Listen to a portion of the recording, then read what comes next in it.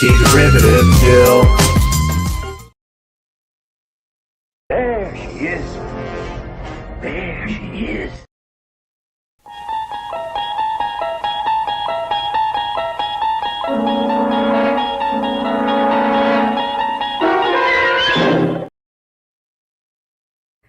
There is a fifth dimension beyond that which is known to man. It is a dimension as vast as space and as timeless as infinity. It is the middle ground between light and shadow, between science and superstition, and it lies between the pit of man's fears and the summit of his knowledge. This is the dimension of imagination. It is an area which we call the Twilight Zone.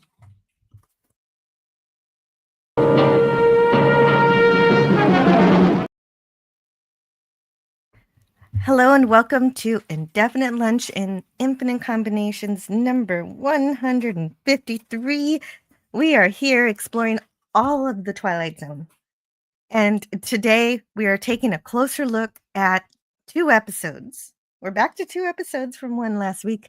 A Thing About Machines and The Howling Man. So those are the episodes we're going to look at today. I hope you're ready to be in the Twilight Zone today because we are about to enter through that door, the creepy door. Hey, Old Man Bird. Hello, Old Man Bird, and yeah, also hello to Bone and Watcher X. Hello. Oh, yeah, so good to have you guys with us today, and everybody else who is listening. We're going to get right into it. I think we have our slides ready to go. How's it going, Scotty R37? Oh, things are great. Yeah, I think the only thing about today's episodes that I have to complain about are today's episodes. Oh, right. I can't wait to hear what you have to say. Entropy Manor. Hi, Entropy Manor. Hey. Entropy. It comes for us all. So, let's get right to the episodes. I don't see any point in waiting around. A Thing About Machines first aired on October 28th, 1960. The episodes I have now don't have the front title card. I used to like when they did that, but it's all right. We'll roll with it. Is that a season 28? I guess so. I don't know. There are so many different releases of the Twilight Zone. I can't decide. But just in case we don't talk about the cast, I want to start reading the cast names just so that we have them here. So in this episode, Bartlett Finchley is played by Richard Hayden. Edith Rogers is played by Barbara Stewart. The TV repairman is played by Barney Phillips. The intern is played by Jay Overholtz. The policeman played by Henry Beckman. And the girl on the TV doing that dance is played by Margarita Cordova. And for some reason, it says there's a telephone repairman. I don't remember a telephone repairman, but he's supposed to be played by Lou Brown. But that doesn't make sense. Yeah, maybe. I don't recall the telephone repairman. Yeah, I don't think there was one.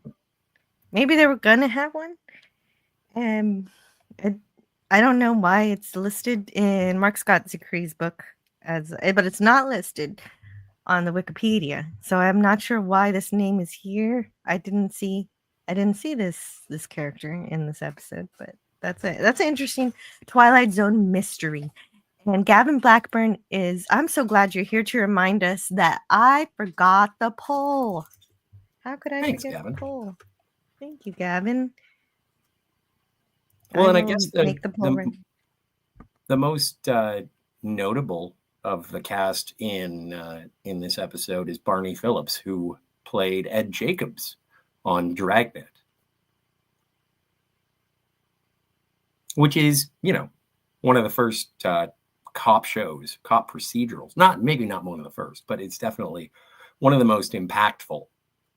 I like the way he questions our main character too. So we'll get into that. That happens pretty soon, and it's pretty soon in the episode.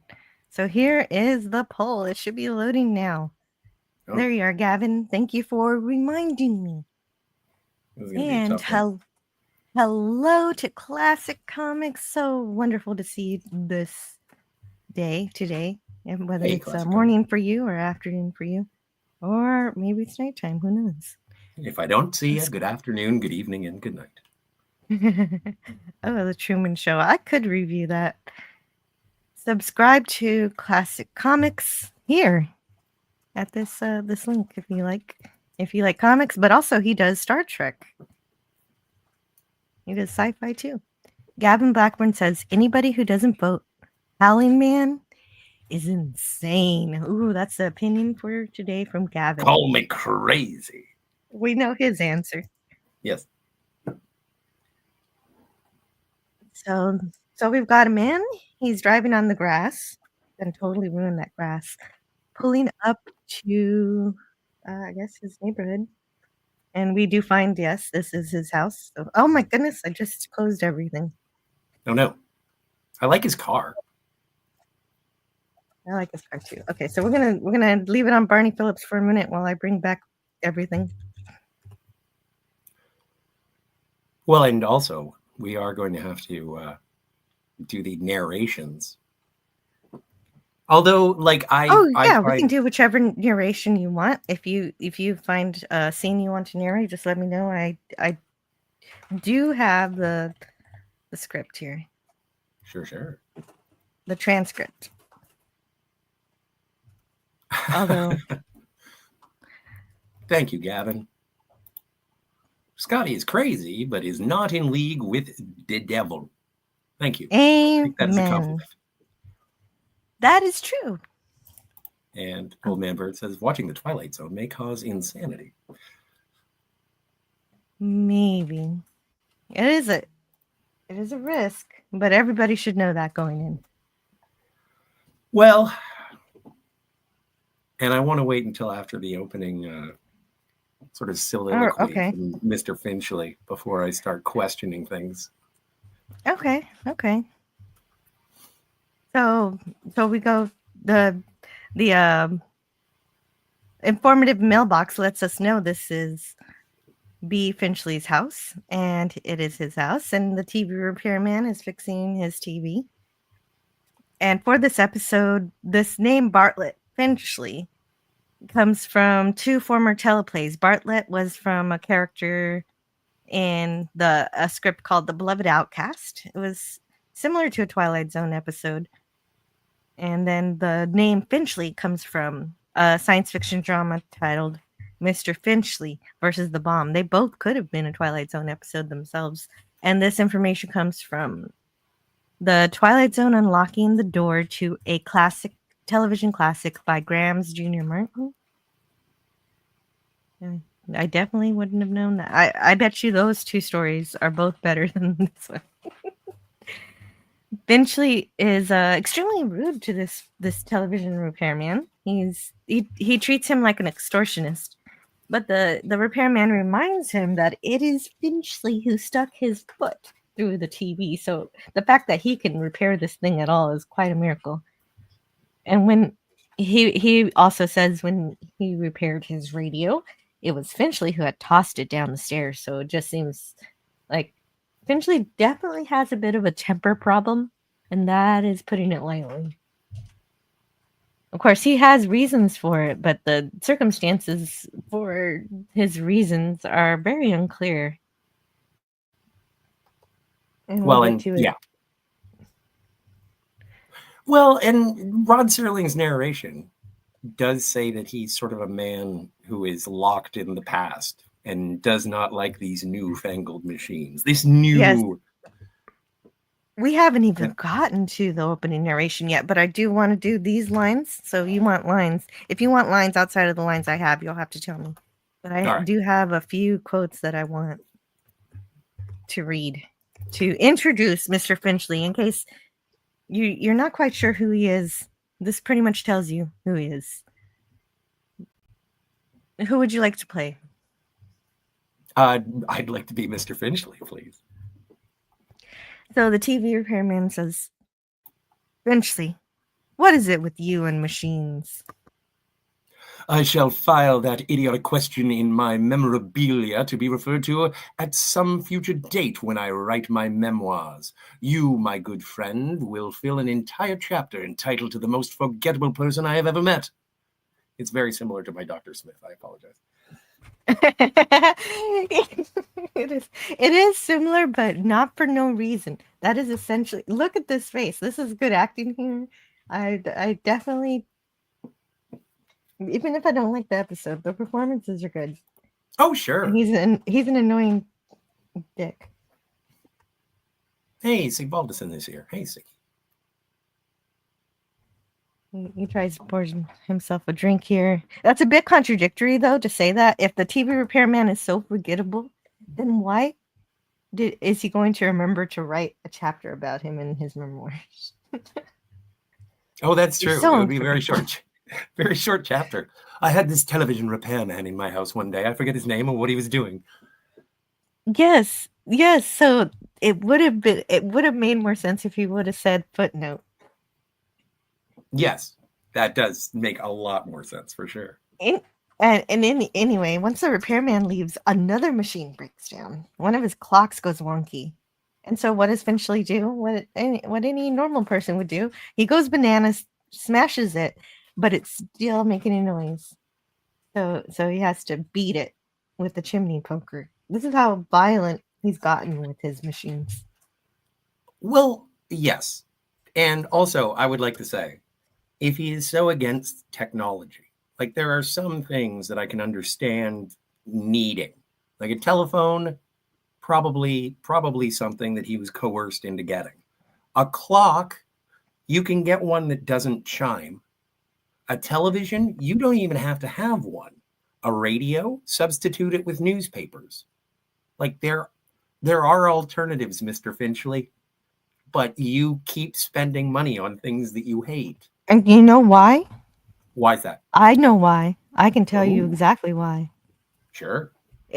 We're about to read the opening. I don't know who wants to read the opening narration for this one. But he's a socialite. He cares what other people think about him. And if they come to his house and they're like, "Oh, you don't have a TV, you don't have a radio, you don't have a clock,"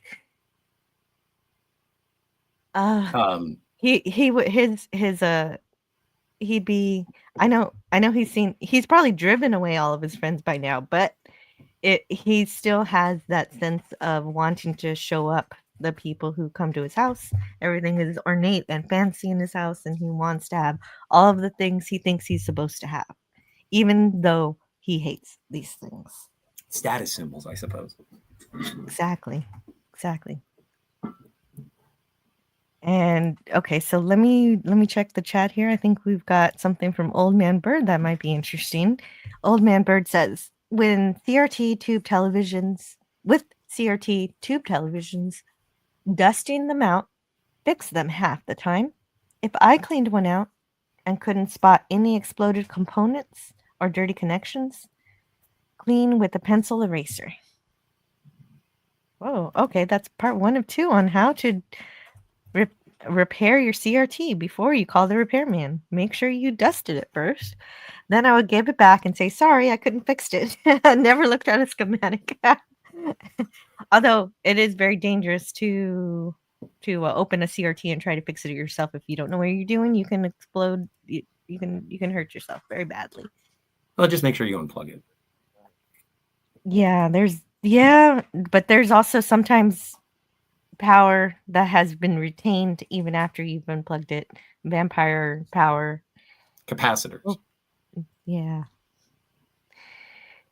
I promise what I said is a thing people say. Gavin Blackburn says, I used to love putting the big probe back on the back of CRT tellies. Wow. And Brogu's here. Hey, Brogu. Hey, Brogu. I still have a Brogu. I want to make sure you are with us next Tuesday because we're going to review Eye of the Beholder next time. He says, I still have a big CRT. I wonder if it works. And hello to PG. Hey, PG. Okay, so. Oh, and didn't I thought I saw. What did you see? Scrolling. Well, while you find. Oh, yes, Swift -1. Oh, he's here. Hey, I missed Yeah. that. Thank you. Thank you. I don't want to miss Matt G. But look, at this point, there it is. You can see him beating his clock. Yes. That's incredible. And I love this little gimmick here, putting Rod Serling into the television because he is on our television, in our television. Very cute. It's meta. Eye of the Beholder, the game or the movie? No, the Twilight Zone episode. Greek letters, Larson. It is so good to see you. I have not played the game or the movie, thus titled. Scotty, could you read this from Entropy Manor? Once saw a guy snip the high voltage line on a TV without discharging it first. Wasn't plugged in, but the whole room heard it. Yeah, no, that's true. It's kind of, I'm not an electronic or mechanical genius, and so that's how I'll die. Is that I'll be like, well, I unplugged it. I'll say to St. Peter. Exactly. See, the discharge is very important.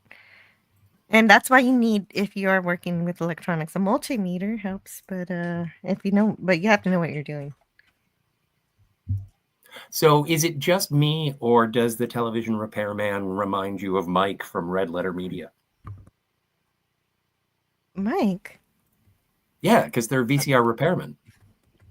Oh.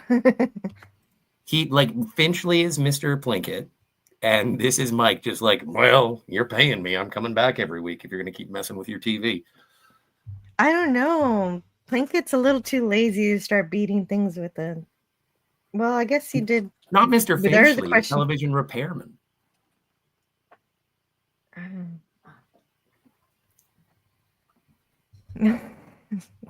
don't know. I guess so. I'm just in stature and what's going on? I love Red Letter Media, but I'm not so sure. All right. My grandma had one. Yeah. Well, we had one, and then I said, this thing's too big, and I made us get rid of it, and now we don't have it. Mike never actually repaired any VCRs. This is true. This is very true, and good for him. Okay, wait. Opening narration. I'm having too much fun. I need to get back to it. Sure. This is Mr. Bartlett Finchley, age 48. A practicing sophisticate. Thank you. Who writes a very special and very precious things for gourmet magazines and the like. He's a bachelor and a recluse with few friends, only devotees and adherents to the cause of tart sophistry. He has no interests save whatever current annoyances he can put his mind to. He has no purpose to his life except the formation of day-to-day opportunities to vent his wrath on mechanical contrivances of an age he abhors. In short, Mr. Bartlett Finchley is a malcontent, born either too early or too late in the century. And in just a moment, will enter a realm where muscles and the will to fight back are not limited to human beings. Next up, for Mr. Bartlett Finchley, The Twilight Zone. Dun, dun, dun, dun, dun, dun, dun. Yes. Oh, okay. We've got more people talking about. Wow. I didn't really know how interesting it would be. Our audience really likes talking about these CRTs. When I was at college studying electronics, you studied electronics. Of course you did. Our teacher used to leave a huge capacitor charged and a do not touch sign on it. It was his intelligence test. Gavin, did you witness anybody fail this test just out of curiosity? Oh, I heard an awful joke the other day saying the worst thing that a blind person could do when reading Braille was to read "Do not touch." Oh no! And if they put the Braille on the thing you're not supposed to touch, that's right. Back in the day, I had a big CRT, says Brogu, that I got a repairman to check out. He said he couldn't fix it, but he wanted to buy it. I said no. A friend of mine fixed it in 5 minutes. Oh, good work. Good work. Yeah, that's a thing. Sometimes the fix is so easy. If someone is eager to buy the thing, it makes sense to think about it. At least for 24 hours, just say, no, I need to think about it. And, then you'll realize, yeah, I could fix this. Pete G says, I bought a HD CRT 25 years ago. 36-inch TV that weighed 300 pounds. Yeah, man. Yeah. Oh. Those were tough. You wanted to get the big ones. There were the projector TVs, like all of those. Well, and even the worst part, my old reliable, I had a 50-inch Toshiba voice activated Fire television. Loved it. And then one day the light panel in the back stopped working. And so I looked it up on YouTube, and I looked up what do I have to do to try and figure it out. And eventually I was just like, well, I guess this is, I don't have the technical know-how to crack open the back of it and fix all of this stuff. I don't have a soldering iron or anything. And then got a new TV. And still fine. I kind of feel like Captain Kirk in Star Trek V, where it's like, I miss my old chair. My new TV is great. It's the NCC 1701A, but I miss my old TV. And so now my new TV just keeps showing me on the YouTube. It says, did you try this? And it was like, oh, I could have saved my God bones. What have I done? So, yeah. No, some people just don't have the know-how, can't repair the things that they have, and disposal and reacquisition is their course of action, which is a shame. It is a shame, but at the same time, as we mentioned, it could be dangerous to fix something that you're unaware of how to fix. This is true. But we do have the internet to help everyone become educated.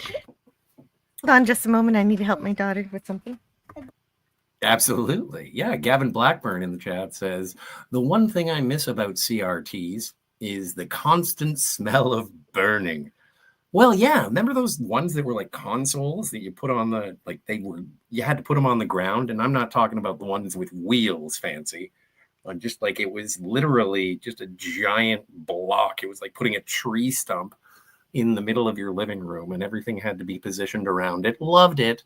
And then when you'd have to wait for the television to warm up, and then instant on. I don't know if anybody remembers instant on, because you'd hit power on your remote control, and then it would shut off, but there'd be like a little red, blue, green splotch in the middle, and if it faded away, then you'd have to start it up from scratch. But if you did it while the little monster from Day of the Dove showed up at the end, if you turned it on while that was still there, it would fire back to life.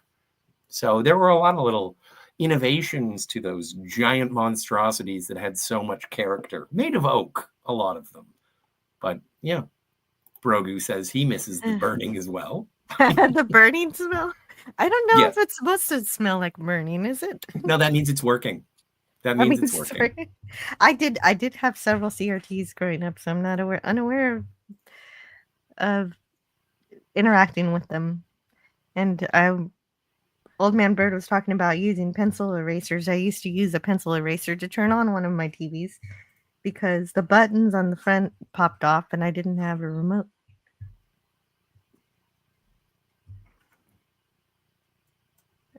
But I don't know what you're talking about in terms of the instant on. I don't know what that is. Yeah. I want to say hello to Penny. Penny is here. Yay. Oh I yeah. remember when the TV had to warm up. Wow. Sounded Broku like had a a jet. few CRTs. Whenever you turn it on, everybody in the house knows it, and it gave out a certain feel. Yes, Yes. TVs used to be the centerpiece of the living room. Now they're there, but they had more character. Sigvaldison, hello, Sigvaldison. He says in the early 70s we had a TV that had tubes in it. I remember this magnetic loop that sometimes he would have to wave in front of the tube to fix the color issues. Whoa. Oh man. Yeah, no. I don't know anything about that. Wow. Oh, the technologies. The technologies of the past that are now like, you had to do what?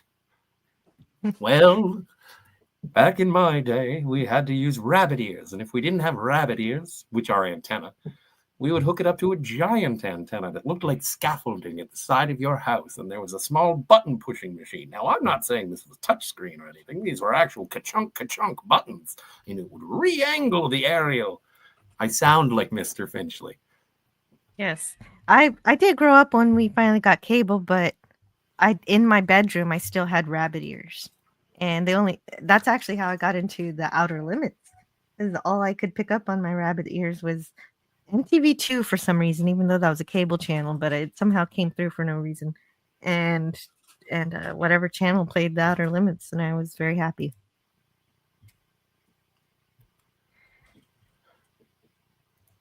Sigvaldison says when you turn it off, the screen would go down. Whoa, what?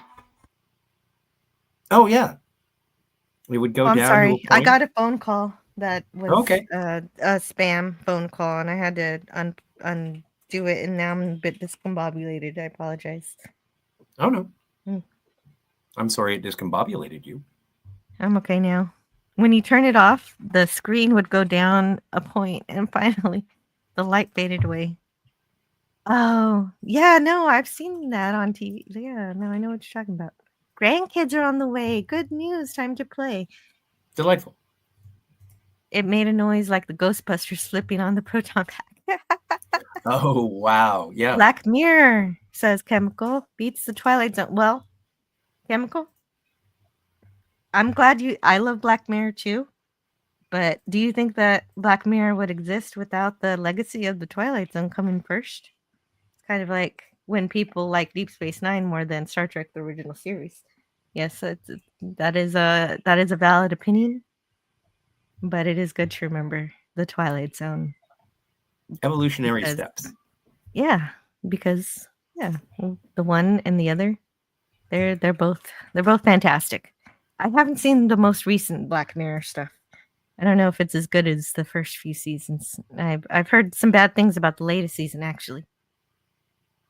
I'm so old. I remember owning TVs made in America like Zenith and Curtis. Wow. I'm an RCA guy myself. Wow, this live stream is also all about TVs. Just to let you know, I was born in 1965, so I got to see a good bit of things go through the years, technology-wise. Says Sigvaldison, who also says, now you can understand why I want a pretty red button push. Oh, what's that? What's the shiny red button? Red button? Sorry, it's either Doctor Who What'll or happen? Oh, wait a second. Hold on. I do adore a big red button. So what'll happen? That's just it. We don't know. Maybe something bad. Maybe something good.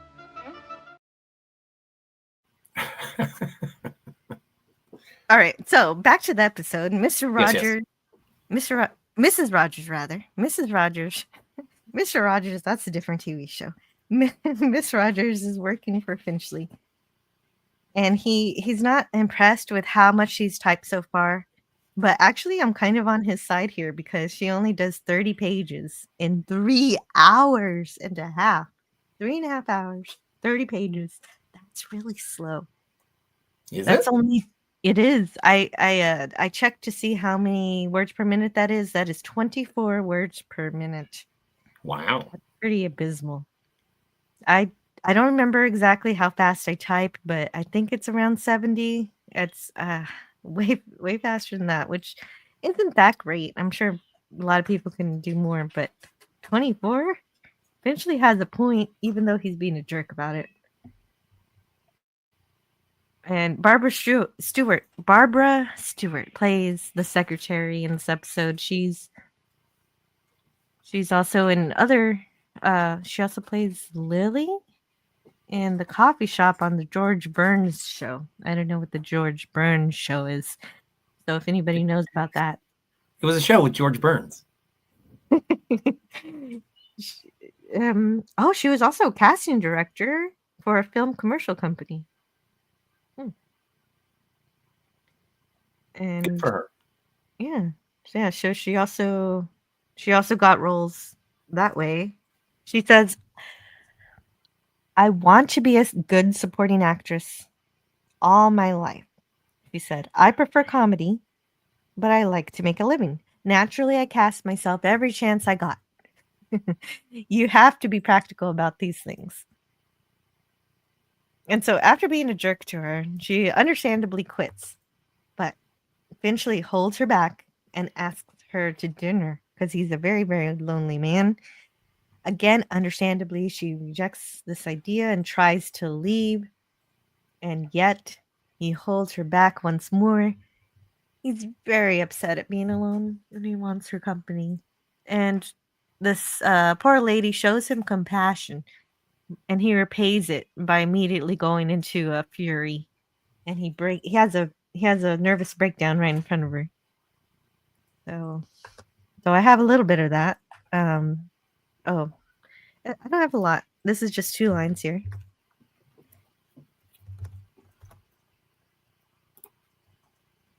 And so Mrs. Rogers has the first line.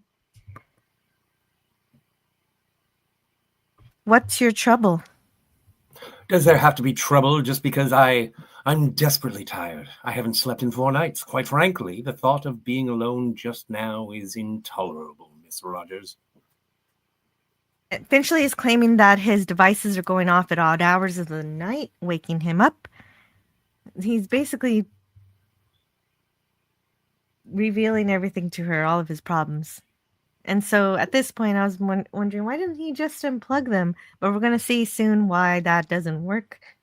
Or why don't he unplug them or take the batteries out? The steering wheel. Mrs. Rogers, why don't you take that infernal television with you? Please don't leave. I promise you payment. You can go watch Gilligan's Island or some such nonsense.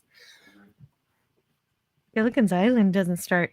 It's only 1960. I'm just making stuff up, Jill. I don't know I don't know. Perhaps you can watch some of that Adam 12 or perhaps Car 54. Where are you? That's what you young empty-headed women prefer, isn't it? It really doesn't seem like he tries to even get rid of his devices at any point. It does seem rather odd. I came up with an excuse that he's just trying to impress people by keeping them. But if they're trying to kill him, you would think he'd care more about his life than his stature. Yeah. And anyway, Maximum Overdrive. Have you ever seen Maximum Overdrive? No, and you're the second person this very week to tell me to watch this. Well, that's what this episode is. I'm pretty sure Stephen King ripped off this episode for Maximum Overdrive. Yeah, that's exactly what I was about to say. Even his car is not immune to this being mean to him, apparently. His steering wheel at one point, when he was trying to put it in the garage, twisted itself in his hand when he was pulling it into the driveway, causing it to hit the side of the garage. And the damage cost him $140. Wait a minute. That doesn't sound like a lot, but inflation calculator. Let's see. I already got it. Probably about 1,000. 1,512. 1,500. Wow. Yeah. See, there you go. Very good. Thank you. Which seems a lot for a headlight, but there must have been some body damage. And I see there's some people in the chat, but I'm gonna finish off this scene before we get to that. This. So then Miss Rogers says that he should probably see a doctor. So I got some of this dialogue too, but it's kind of a bit of a rant. Are you afraid of ranting? No, reading these? I can rant. All right. Let's see. Does this even fit? I'm gonna break it up. Sure. I do want to say hello to Canadian Spider-Man. I know that there are other people, but and Eugene Bird has generously, or sorry, Old Man Bird has generously supported the channel. But first, oh, very nice. But first, we've got to do a little reading. Yes, hello to Spidey, and thank you, Old Man Bird. But I'm still putting in some dialogue here. This is one of the big ones. He's trying to tell her what's wrong, but she doesn't believe him. In old Twilight Zone fashion. So basically, she go ahead. Basically, she wants him to see a doctor. She thinks he's crazy. Shall I begin? Yes. A doctor, the universal panacea of the dreamless 20th century dolt. If you're depressed, see a doctor. If you're happy, see a doctor. If their salary is too low and the mortgage is too high, see a doctor. You, Miss Rogers, you see a doctor. I am a logical, rational, intelligent man. I know what I see. I know what I hear. And then he smashes a plate for no reason but to punctuate his fury. And for the past 3 months, I've been seeing and hearing a collection of mechanical Frankenstein. I think you're terribly ill and you need medical attention. Oh, wait, that's you. That's me. Yes, and if I didn't explain it properly, he thinks that there's a conspiracy against him of the machines towards him. And Mrs. Rogers responds, I think you're terribly ill and you need medical attention. I also think that you're suffering from a bad case of nerves due to lack of sleep, and that way down deep inside yourself, you realize that these are nothing more than delusions. I will not be intimidated by machines, so it follows that no empty-headed little female with a mechanical face can do anything to me either. Mr. Finchley, in this conspiracy you speak of, this mortal combat between you and the appliances, I hope you lose. Get out! There it is. I hope you lose. No, wait, don't get out. Please, have dinner with me. I enjoy scones. That's exactly his personality. He's like, oh, I'm mad at everything. Everything annoys me, but also I don't want to be alone. Oh, what a troubling situation I find myself in. I am flummoxed. Okay, so let's see, where are we? The button that releases our Eldritch God, Scotty. Oh yeah, that button. Yes. We have to wait for Friday for the next opportunity, Sigvaldson.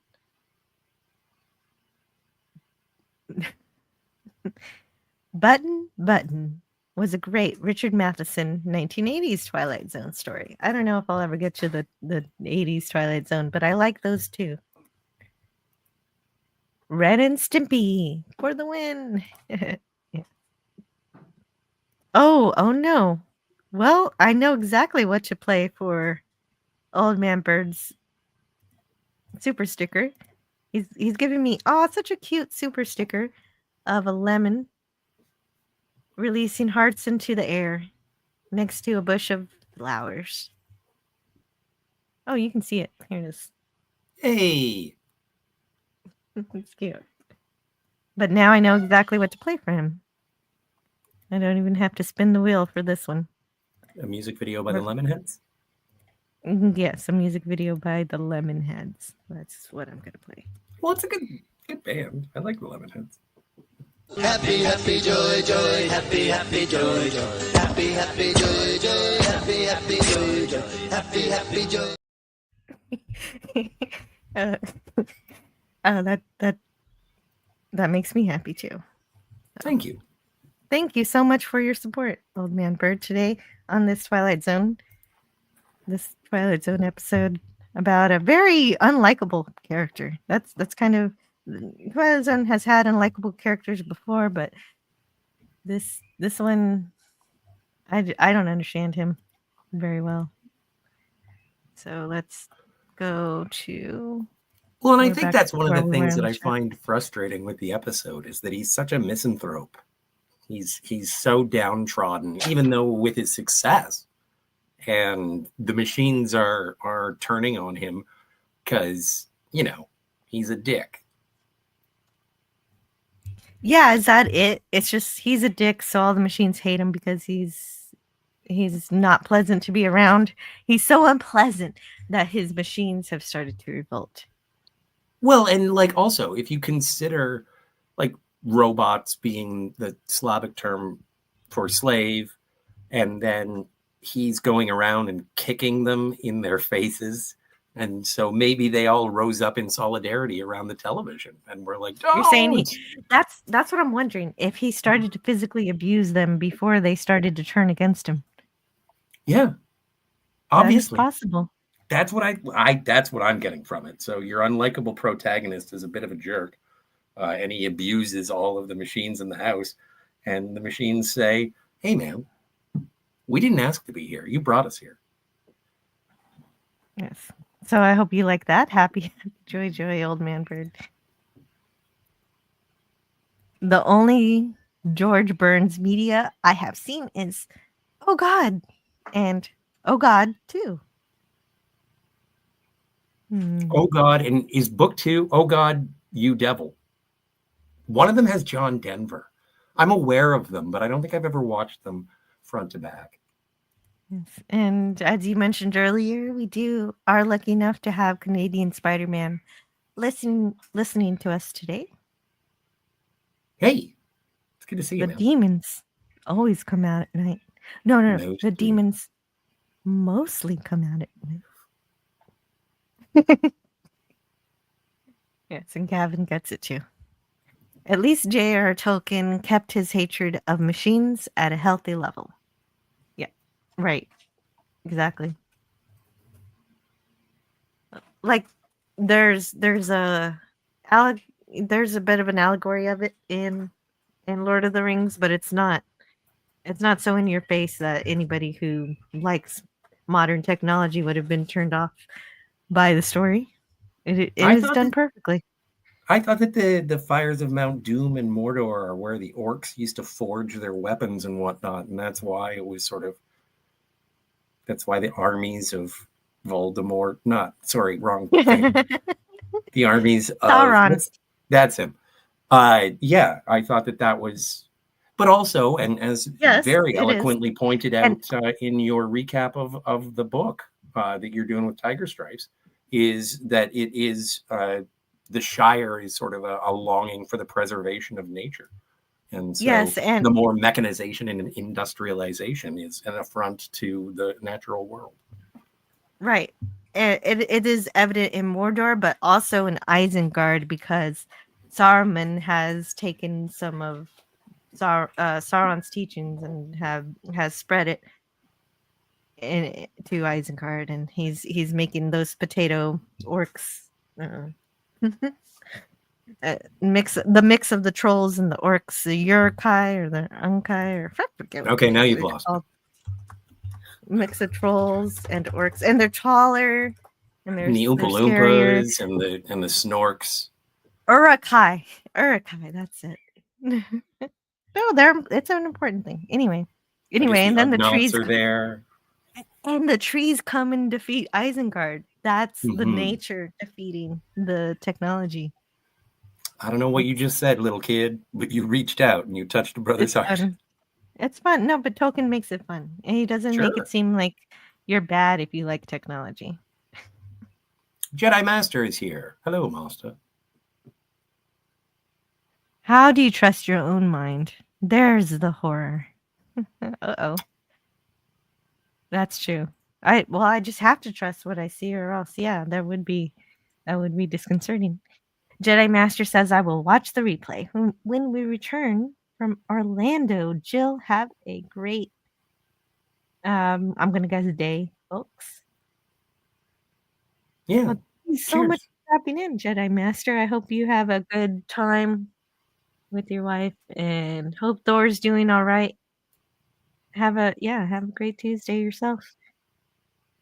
Orlando, you make it sound fun. I hope you are gonna have a little fun, even after the whatever you have to do.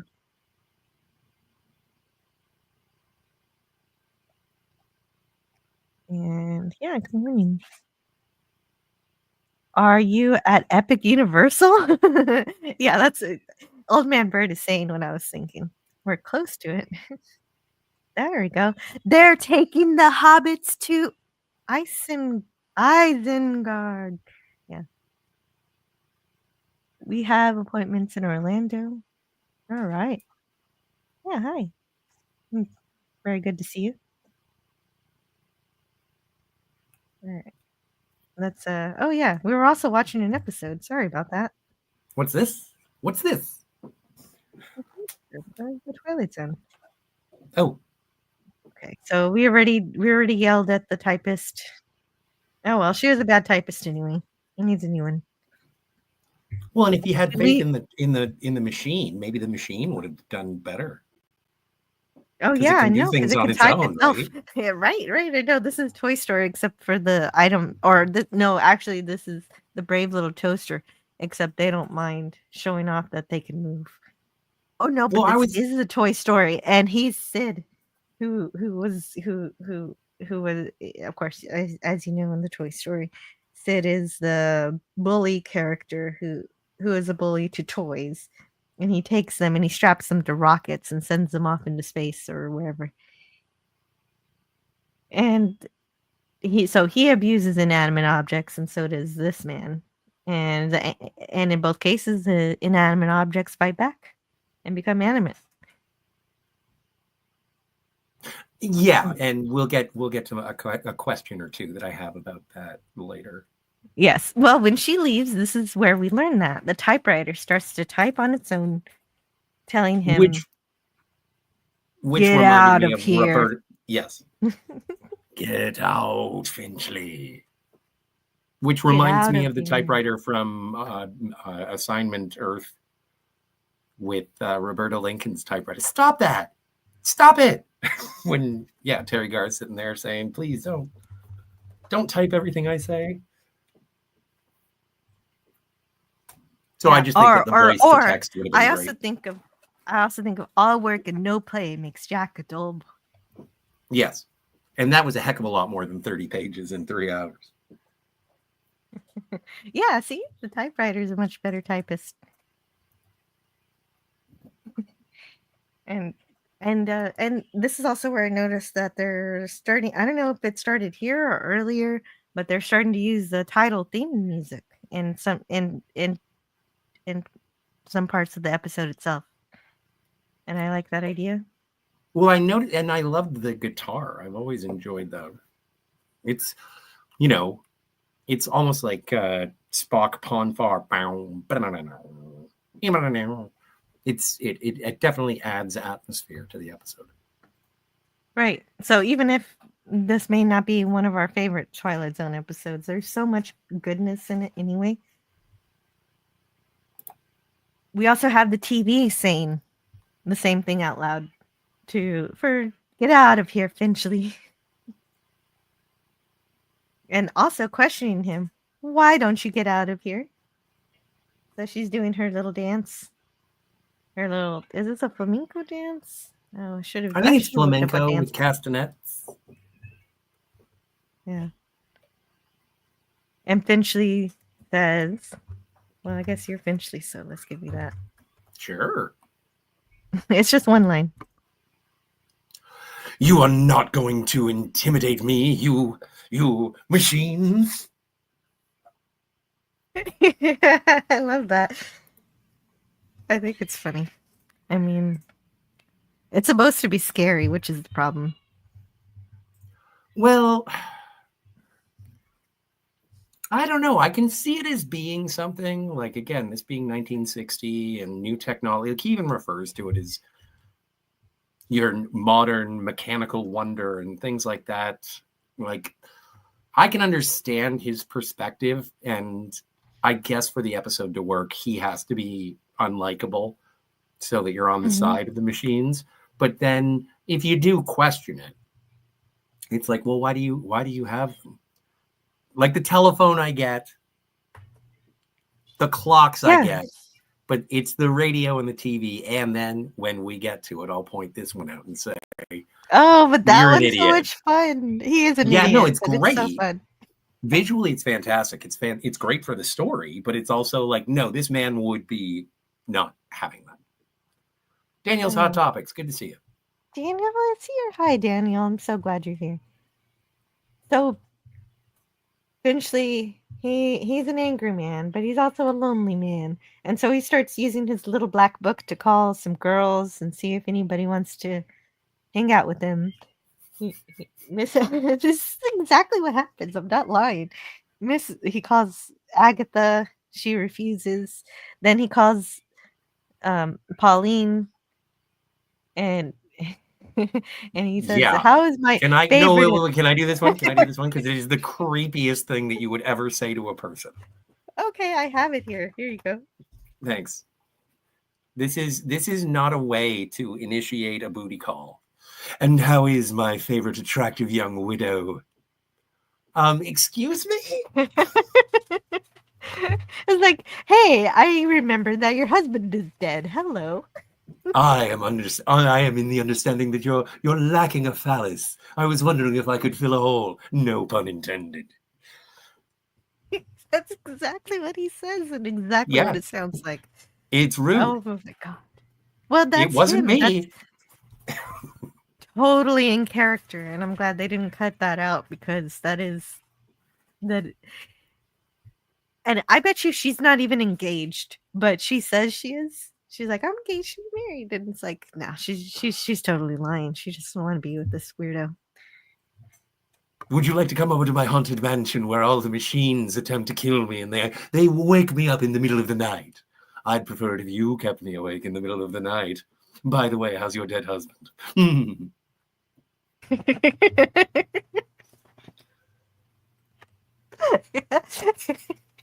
That is great. No, it's not. It's actually quite weird. No, that was even it was exactly right. It was here, read this one. And in response to the telephone, because obviously it's the phone's fault that he's been creepy, just like the rest, exactly like all the rest. Their whole existence dedicated to embarrassing me or irritating me or making my life miserable. Well, who needs you? Who needs any of you? Smash. Yes, then he rips the phone off the wall, slams it in the ground. I can't believe that's a line. I'll send you a wedding present. Obviously, you found a replacement for your old husband, your dead husband, and it wasn't me. I'm sure that the application process was rather thin, and your selection process even thinner. Oh, you should have wrote for this episode. Your No. lines are funnier. No, exactly. But this isn't supposed to be funny. This is supposed to be about a man who's being terrorized. I'm just going totally with my distaste for Mr. Finchley. Well, I know, but I mean, if he is, I don't think anybody likes him. But so Well, making his his- lines even more outlandish would be enjoyable. Yes. Like, why? First things first, where's his sink? Oh, there it is. Is that it over there? Or is that just a ornamental table? It's like some Take babies care, are holding Jedi up Master. his mirror. Yes. Have a good day, Jedi Master. And cherub babies are holding up his mirror. That's not weird either. Oh, yeah. God bless everyone. Have a fantastic day. You too, Jedi Master. You as well. Just like what Scotty would want to do to a She-Hulk doll. Wait, what? When did that? What? Yes, I would call up Jennifer Walter. Hello, Jennifer. I understand that your boyfriend from New York, he's having a difficult time now that he's born again. And then She-Hulk would say, I'm married. Go away. Oh, I'm sorry. I will send you some donuts. Okay. I'll trust you on that one. Entropy Well, Manor I don't says this would be such a different episode with Mr. Rogers. Oh, I know. Oh, we would be really crying if Mr. Rogers were being attacked by his TV. His TV is like in the wall. It looks like a painting, but then it magically turns into a TV whenever he needs it to. And then, oh, Oh, that would be really creepy if of course his red stop sign, his stoplight would flash. They'll instead of it being green, yellow, red, they'd all turn red. And so Mr. Rogers would be bathed in the color of red, and as the other machines begin to turn on him as well. And oh no, I don't like this episode anymore. well, okay. So imagine Pee-wee's Playhouse, but Pee-wee is captured within the playhouse, and he doesn't understand why there's a pterodactyl and a magic screen, and there's that cursed marionette again mocking me. Cherry is there, and it's like, stop it! All I wish to do is sit on you. I don't know. But yes, in Mr. that case, Rogers you'd would want be like, it's just all of the machines being like, won't you be my neighbor? Won't you be my neighbor? Incessant, the friendliness. yeah. In that case, you would want him to survive somehow, but I don't know how to do. I don't know. That story would be fun. PG says his favorite attractive young widow. How many does he know that he can have a favorite? That is a good point.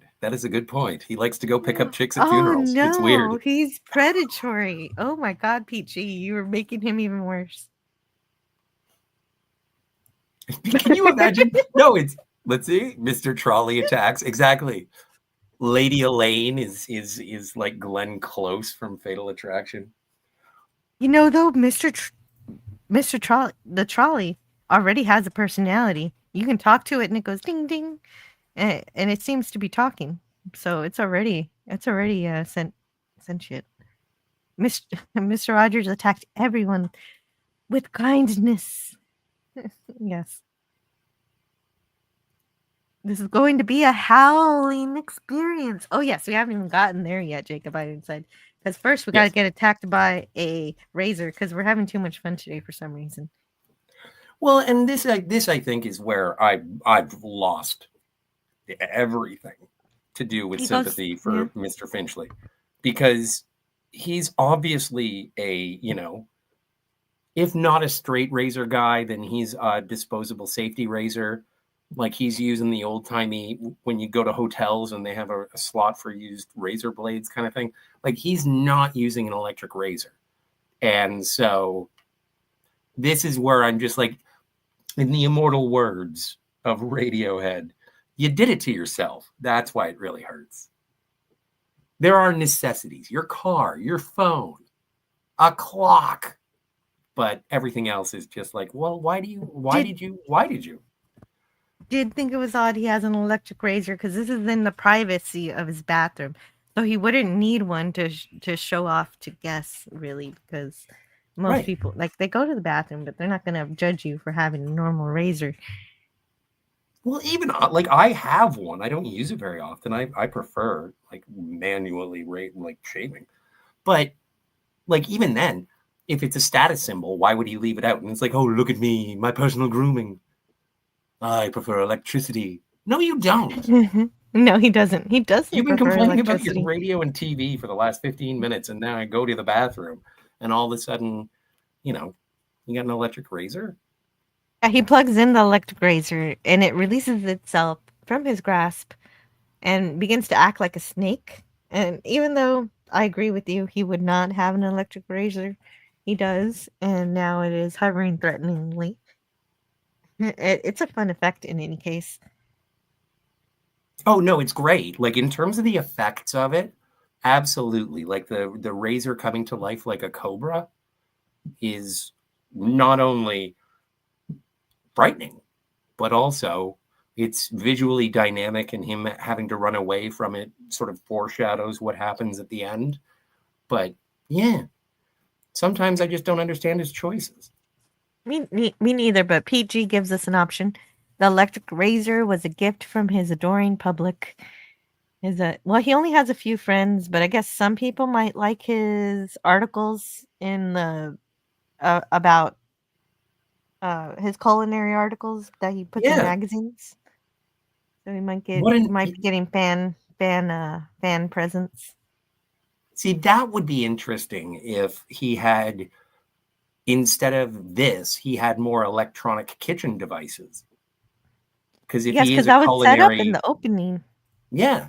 Oh yeah, but if he's like a culinary journalist, then that would make more sense. And it's like his oven goes haywire, or the blender goes nuts, and then there's an electric knife for carving roast beast. And it's like, oh yeah, no, that would go nuts on him because he has And to that do would make that. sense. Yeah, this. That would make sense. He would have those devices because as a journalist, you'd want to like buy these things and review them and talk about them and give away your recipes. And of course, that's just the beginning. What he really likes is to go to restaurants and tell everybody how awful their restaurants are. Yeah, That's his favorite you know part. what? That's amazing. I think that this is the actual food critic from Ratatouille. It looks like him too. It does look like him too. I just thought of that. But Brad Bird obviously thought of it before I did. Yeah, or a present from a widow, says Gavin. That works too. Yes. This guy's original Anton Ego. CPG. Is that the name of the critic from Ratatouille? Yes. Okay. It's been a while since I've seen it. We're getting an agreement here. Anyway, Also, on Electric Razor. Janine Garofalo with a French accent. Fantastic. I have to excuse myself for just 1 second. I really like the still here. He could really back away from that razor pretty quickly, but he's just sitting there and letting it get close to him. Then the telephone does the same thing. Tells him, "Get out of here, Finchley." Everything's telling him, "Get out of here, Finchley." And I wonder at any point he wonders if maybe it's not the machines, but maybe it's a ghost possessing the machines. But we never really get an answer to that. It's just all the machines attacking him, like in the Brave Little Toaster. He tells, yeah. So yeah, there's the phone was off the hook. It was unplugged.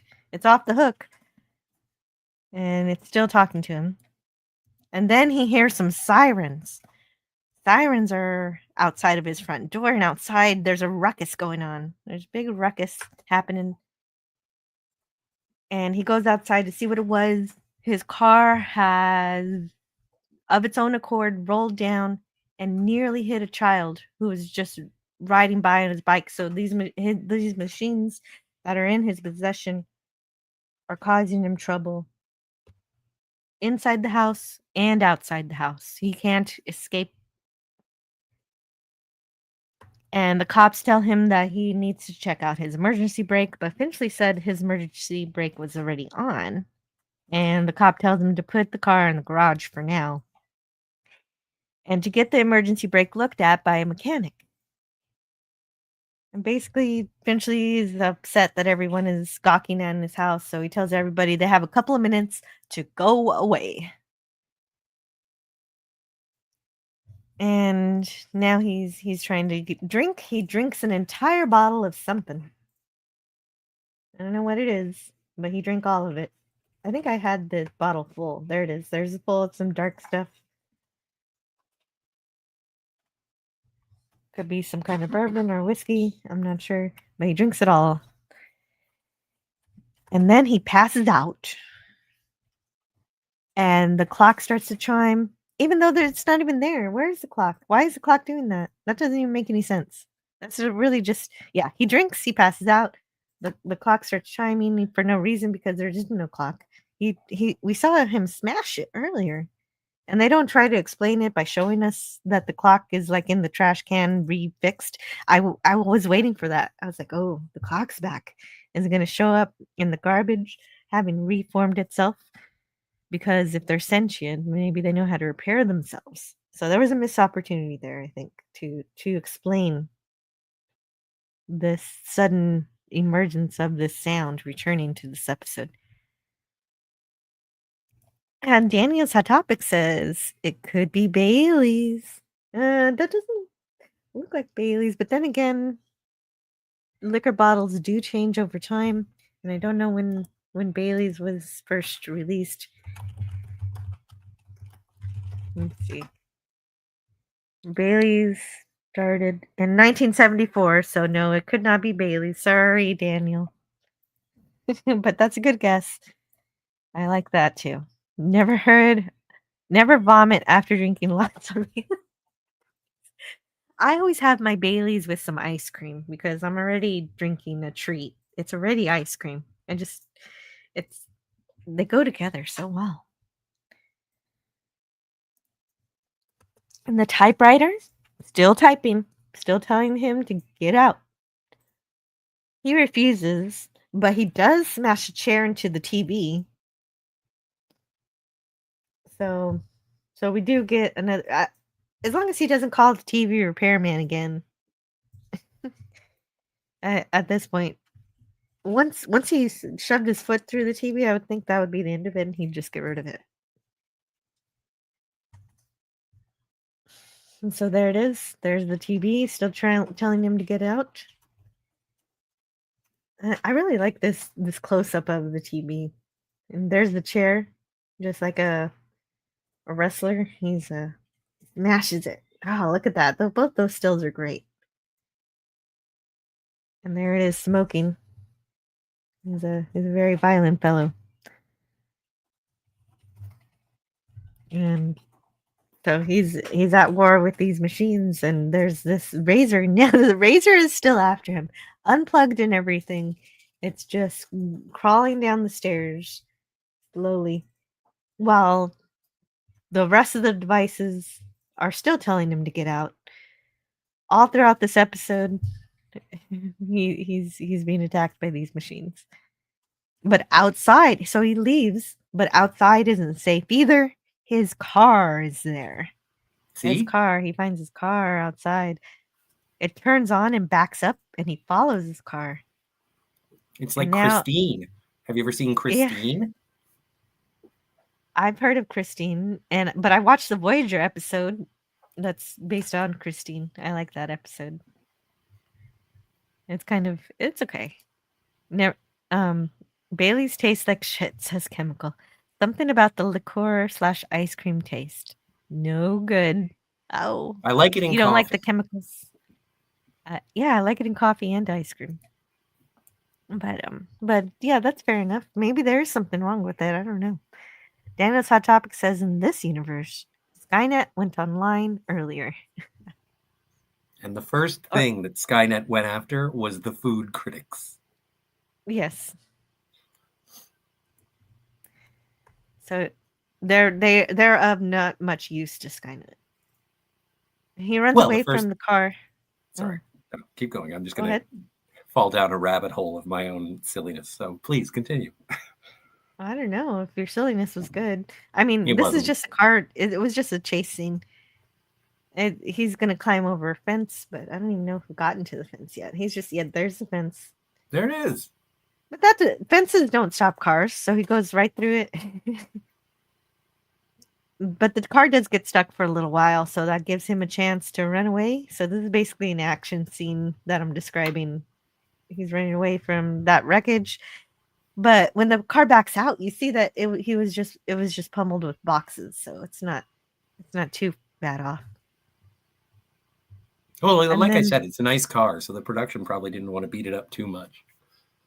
That makes sense. We get the car's perspective through the windshield.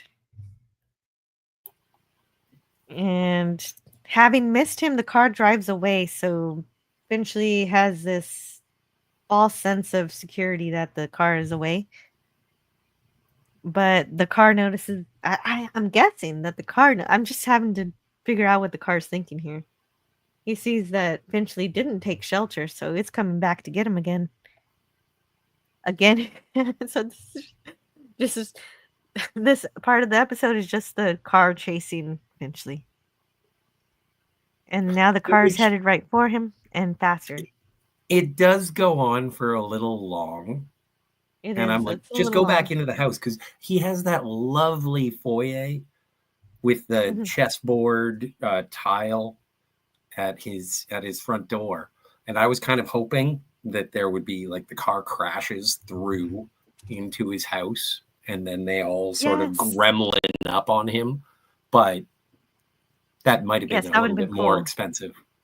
It would have been expensive, but that's what I was expecting too, because it's kind of dumb that he doesn't go into the house at all. He should have. Well, but also, like, there are a bunch of machines in there that are trying to kill him as well. And so why would he go back into a place he's not safe there? He safer than he would be from a car. He could have tried going to a neighbor's house. Maybe those machines don't know him yet. Oh, Pauline, your new husband, can he protect me? And then he shows up and he's got like an electric hedge trimmer. I can't stop it, Finchley. Oh, no. And so, but what actually, I think we're rewriting this episode to be better, but what actually happens is that the car's headed right for him and he falls into the pool. And I was thinking that he was trying to avoid being run over, but I just don't understand what exactly is happening here. We see the car through the water.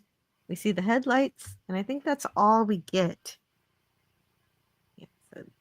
There's the car. Yeah, and the resolution, I was just like, okay, so I guess the car hit him into the water. I kind of wanted the car to go in the pool as well, but again, production-wise, that probably would have been too expensive. Is that what we're supposed to think happened? Because Did he gets hit? Yeah, because it feels like he just fell in the water. I didn't see any hit. Well, and I don't know. I just figured he didn't know how to swim. Which would have been helpful with just like a little, please, no, I can't swim. And then menacingly the Coupe de Ville or the Rolls Royce or whatever the hell this is, just like pushes him into the water and observes his demise. That would have been fine. But the way I interpreted it was that he got hit. The car punched him into the water. He fell. But then there's weird dialogue at the very end where it's like, the cop is like, I don't get it. He was just at the bottom. He wasn't weighted. He was just at the bottom. So I don't know what that's supposed to. It is that part's really confusing. Yeah, it's funny. They usually float. So yeah, I don't know why. I can't tell you.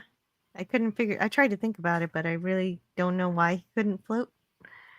He was weighted by something, but I don't know by what. I always saw it as just the car was just ready to run him down if he tried to escape. Yeah. But I just, again, something to do with not being able to swim or having like a broken leg or something. I guess you can't really show that in 1960. My leg. There's something about this. This is just like resolution. He's such a good actor. They should have given him some kind of lines to finish it off. Can you imagine being like the actor and he's talking? I just don't understand. Does my character not know how to swim?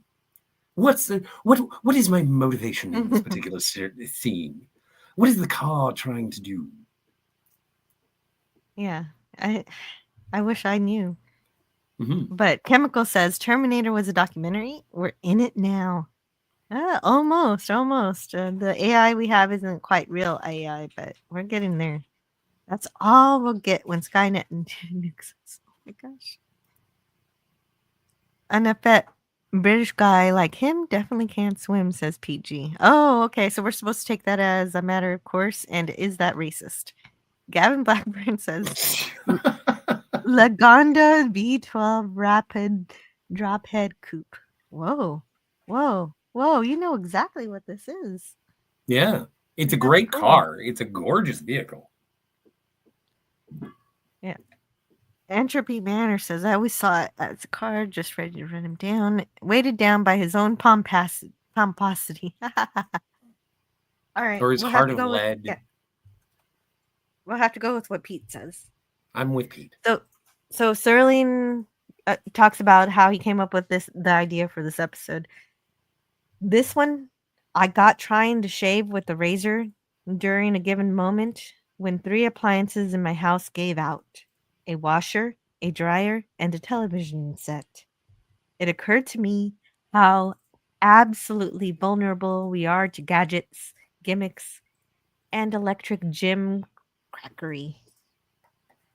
Then the progression took the form of a story involving a man whose appliances became entities instead of just stopping on him. They went the full route and actually remonstrated against him. Unfortunately, the show did not live up to its potential.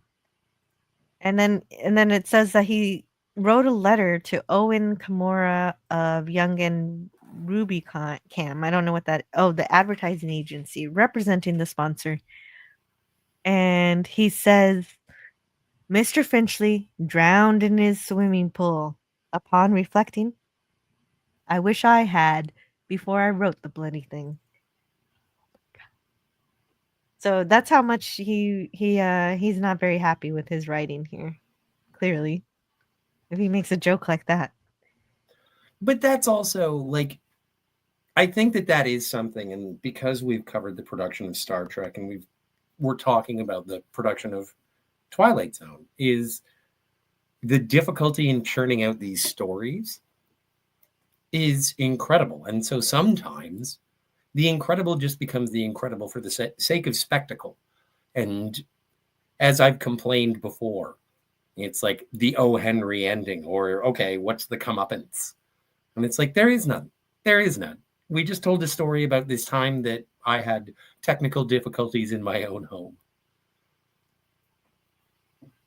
Yeah, but it's a great premise. It could have been really fun.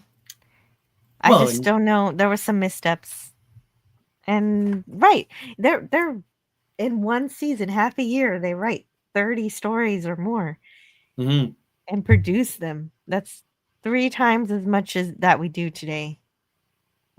So you can give them a few that aren't going to be the greatest. Well, exactly. And I like a good old-fashioned thriller, and that was great. But again, if you'd like to see a longer, in-color, big-screen remake, this is Maximum Overdrive. Yeah, I was told to watch that by I think, was it Jedi Master? I forget who told me to watch it. Makes sense. Recently.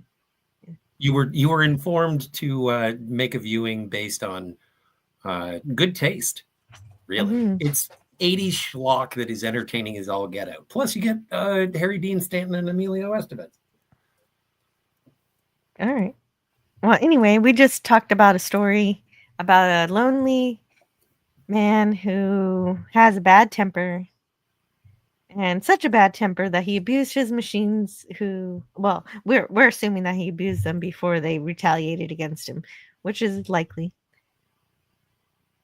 And the closing lines are, do you want to read the closing or should I? Oh, sure. Or do you want? Okay. I'll do it. Here and then you can do the opening for the next one. Okay, great. Here's the closings. Yes. It could just be that Mr. Bartlett Finchley succumbed from a heart attack and a set of delusions. It could just be that he was tormented by an imagination as sharp as his wit and as pointed as his dislikes. But as perceived by those attending, This is one explanation that has left the premises with the deceased. Look for it filed under M for machines in the Twilight Zone. Here we are. There's that episode. Also, that was a giant bottle of liquor that he downed. So yeah, you stepped away during that moment. Yes, he was very drunk, but yeah, while he was doing that chase scene, he was wasted. This is true. So maybe that's why he couldn't figure out how to use doors and go inside again. PG says very hard to be creative on demand with a deadline. Harry Dean Stanton and Emilio Estevez were also in Repo Man. Maybe I'm getting them mixed up. Maybe Harry Dean Stanton wasn't in. I don't know. You'll have to excuse me. I'm not at my best. I've been gone for a week. I've been drunk since I left. Sigvaldison says this was not so much the Twilight Zone, but his own demons. Well, sometimes he gets good stories from his life, and sometimes they just don't work out. I don't know. I think that the razor chasing him down the stairs was... If he was imagining it, then he's got serious problems. I don't think that... No. Razor was not chasing Serling. He expanded that from what happened with the razor. Well, and not only that, obviously, Jill, you've never shaved your face or been in the midst of a shaving session with an electronic grooming device. But if power drops in the middle of it, it doesn't turn into a cutting of the hairs. It turns into a yanking, which is very, very painful. Like I've had batteries run out on my electric razors. And it's like, no! And at that same time, 3 of his devices also shut down all at the same time. Well, and then probably on the same circuit board. A fuse blew out because he had his washer and his dryer and his razor going at the same time. It's like a hair dryer. Draws a lot of power for some reason. Yeah, and he realized how dependent he was on these machines, and he extended that to make the machines sentient. And that's always a fun thing in science fiction, is to take an inanimate object and say, hey, what if this could be more alive? My television turns on and I fall back. My radio turns on and I fall back. My razor attacks me and I fall back. The line must be drawn here, this far, no farther. And so I don't think you need to worry about Rod Serling having been chased by a razor. I'm sure that didn't happen. Fair enough. He just elaborated and hyperbolized his experience. Oh, Stephen King directed Maximum Overdrive, and he thinks it's terrible. Drug. Yeah, it's fine.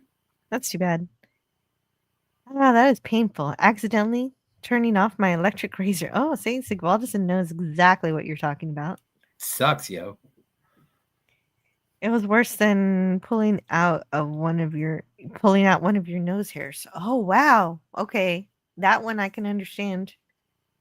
I've yanked 1 or 2 out in my life with a tweezer. Daniel gets it, and I will make them pay for what they've done. Yeah. There we are. And there we are. Okay, so now we're ready for the next episode. Our second episode of today is called The Howling Man. Ahoo, Werewolves of London. Is what I thought this was going to be when I walked into it. Me too. I was interested to see that it was nothing like I thought it was going to be. Yeah. The Howling Man first aired on November 4th, 1960. It was written by Charles Beaumont and directed by Douglas Hayes. So it's our first one this season not written by Serling. And Charles Beaumont first wrote this story for the Night Ride and Other Journeys publication journal. And at the end of this episode's review, I'll describe the original story as described and Mark Scott Zicree's Twilight Zone companion. But I'll wait until we get to the end because it just reveals everything. And our cast this time is H.M. Wynett as David Ellington. That's the main protagonist. I think he's still John. alive. Oh, good. Is he? Now that you say something that you think, you gotta. Could you answer it? I gotta back it up with facts. All right, I'll give it a go. Oh yeah, please. John Carradine as Brother Jerome.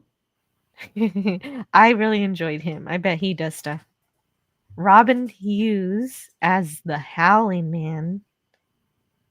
Frederick Lederber as Brother Christophorus. I wondered what his name was. I didn't know his name. Well, And then for H.M. Wynant, Wikipedia offers no date of Really? disassemble. He was born in 1927, so he's 98. that means he's alive. Yeah, I guess, if you are to believe Wikipedia. Yeah, Now, when it comes well- to John Carradine, is he the father of what's his name? Hey. Children. John David Carradine, Carradine, really Keith good. Carradine, Robert Carradine. Yeah, this is the father. This is the father of Kung Fu: The Legend Continues. Yeah, and several other Carradines. Keith Carradine, and Rob. Yeah, he's Legacy nepotism family, but also Hollywood royalty. but it's not nepotism if the talent is real. If there's real talent, it's just you get a bit lucky because my family was in the theater too. But usually it's a family business. Yeah, sometimes. fair enough. It's like the Barrymores or the Houstons. Mm-hmm. But again, if you're raised in an artistic family, I think that there is a certain level of artistry that will be carried on from one generation to the next. But that's just my opinion. I'm sure that there are various. Yeah, and there are exceptions. There's where Frank sometimes... Stallone. Yeah. He is. Does it turn out he's not a very good actor? Your mileage may vary. I don't want to trash Frank Stallone, and also that's the brother of Sylvester. So, but yeah, no, Okay. but it is a family. Yeah, he was a very prominent. He was what I want to say what movie he was in, and I want to inappropriately say it was. Yeah, he was in Grapes of Wrath. Oh, I love Grapes of Wrath. Considered one of the greatest character actors of American cinema, according to everyone's favorite, completely factual reference libraries. Western Shakespearean actor, House of Frankenstein, House of Dracula, Billy the Kid versus Dracula. So he did. Well, that's enough for him. But yeah. Well, no, come on. He's around. He's around. I don't know. I didn't realize much about him, but Ezeal Powell plays the housekeeper, and that completes our cast. And we start with the man who's introducing the story before Rod Serling introduces the story. So we've got two intros for this. Okay, so you know what this is? This is actually still the last episode, but Serling is doing a preview for the Howling Man. It's designed for the. It's designed for the what? Oh, It's designed for the young in heart, but the strong of nerve. Yes. Well, and there was some controversy from what I understand in terms of this episode because it is essentially a biblical tale of capturing an evil. I don't want to give away too much, even though it's been 65 years since this episode aired. Well, yeah, but we do have a certain narrative where we follow the story as it's unleashed to us. But you're right, there is a bit of a religious bent to this one, but the production was very careful to be respectful of religion at the same time. So, well, and when referring to things from the Bible, I think that there is a certain sensitivity to without being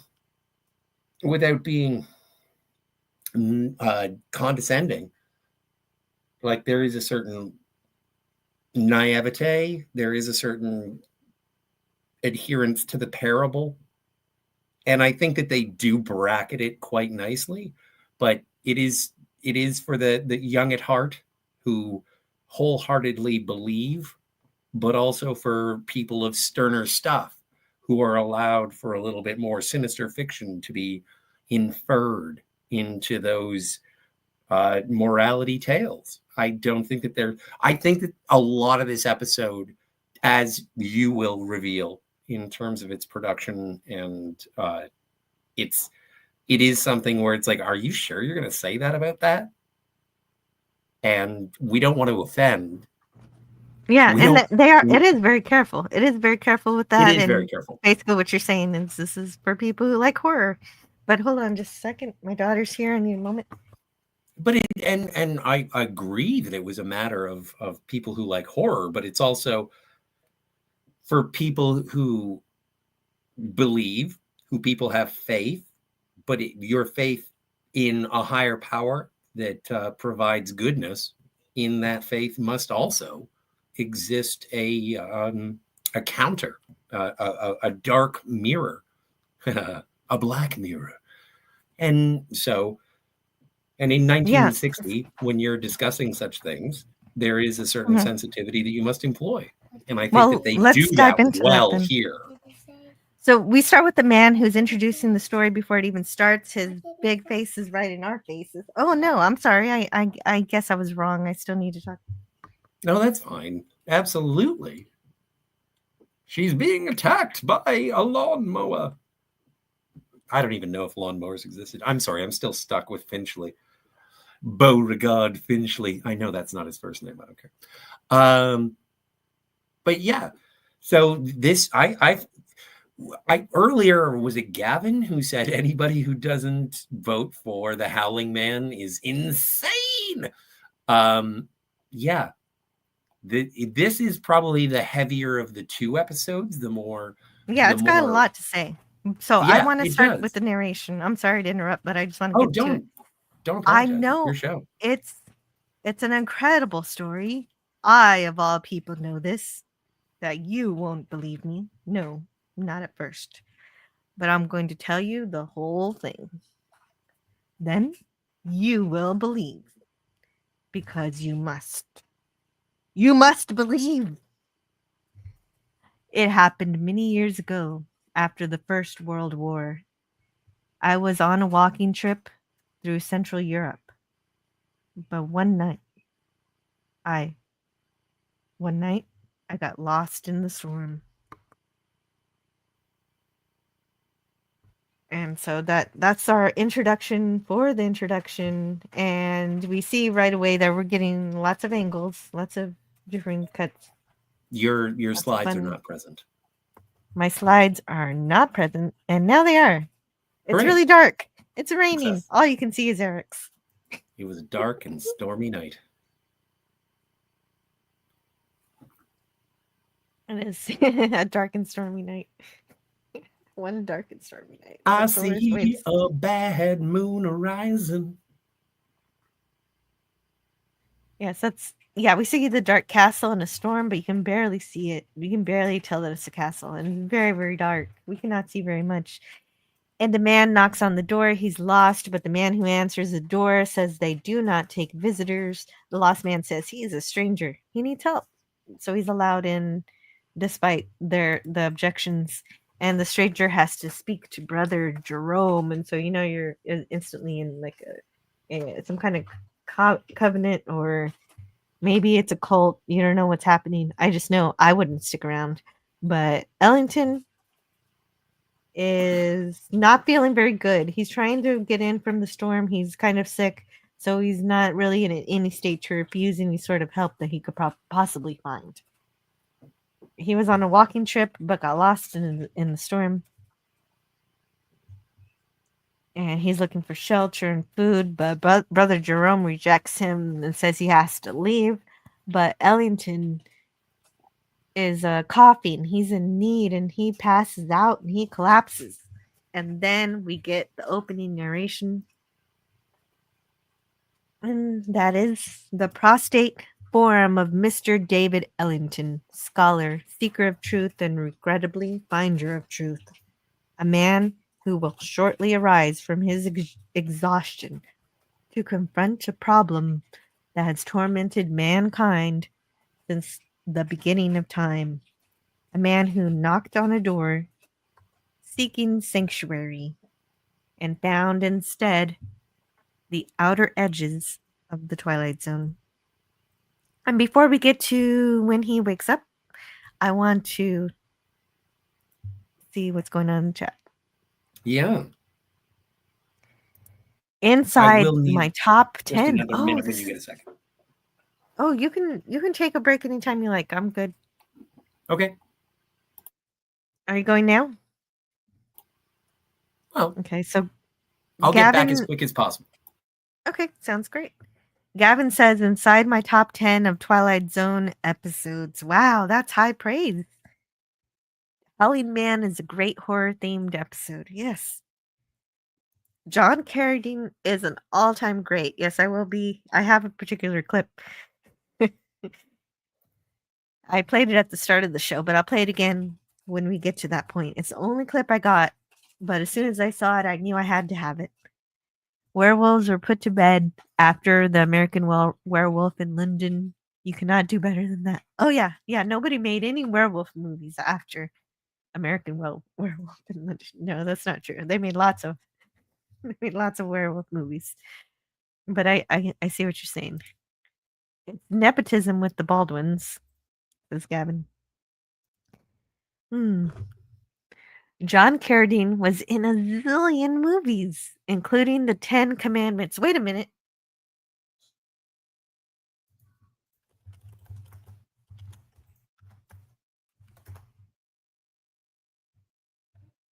He was in the 10 Commandments? Who did he play in the 10 Commandments? That's cool. I love that movie. Well, I think I love it nostalgically because it was the only time I got to stay up real late, way into the night. The Sunday, the on Easter weekend, even though school was the next day. So, let's see. John Carradine was Aaron. Okay. I don't remember who that is in the movie. Chemical says if you're doing a superhero movie, you always need a sprinkling of Christ imagery. And or Moses. You can pick different biblical characters. It's fun. The devil needs his pain, says Gavin. Well, and he also needs the world to be in pain. The devil wants the world to know his pain. Jacob Ironside says Brother Jerome is basically God in this story, restraining the devil. That is Jacob Ironside's idea here. I do see him as a force for good. Can't throw you out if you're passed out. I mean, I guess they could, but it would be not so good. He was Moses' brother, Aaron. Oh, that's his name. Okay. Aaron. Gotcha. I should know that. I watched the 10 Commandments recently. It still holds up. Yeah, absolutely it does. It's fascinating the production work on that. Making Egypt come to life, ancient Egypt come to life itself is worth the price of admission. And several hours of your time to watch it. So we've got our Ellington character. He wakes up. His head really looks like he's hurt. He seems like he has a hangover, but really, in reality, he is very, very sick. He hears a howling coming from a locked prison cell. I didn't think about it, but I should have a howl. Oh. Soundboard. So let's see if I can find a howling for us. It won't be the same howling from the episode. We're gonna get a random one. Not like that.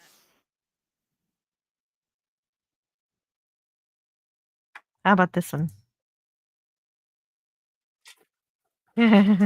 Why not? Why not? It's fine. Good enough.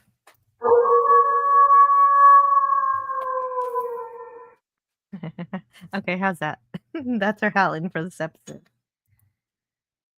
Anyhow, I've got as I've said before several times, I've got the Twilight Zone companion with me by Mark Scott Decree, and it has some things about this episode here I want to read. He says an aspect of the show which caused some concern was the howling, which in the end sounded more like a dog than a man. The howling aspects of the thing were hard to sell, Hayes recalls. Now, when you mention howling in a story, you hear this crazy howling off in the distance all the time. This man in the cell is howling. That's all right in a story. Very hard to translate to screen. It's hard to believe that the man who is in that cell would make those howling noises. I don't think we ever actually saw him howling. We only heard him because to see him howling would have been very, very hard to buy. And so Mark continues by saying a visitor to the set at the time was Beaumont's friend, William F. Nolan. And I guess it's Nolan saying this. I remember how concerned they were about the kind of cries and howling and how demonic to make them, says Nolan. So they played endless tape recordings of howls to see which howl they liked best. And they'd all sit around and say, well, that howl is not satanic enough. And that howl is too high. It's almost like a woman. And maybe if we took that howl and this howl, we had a big howl session.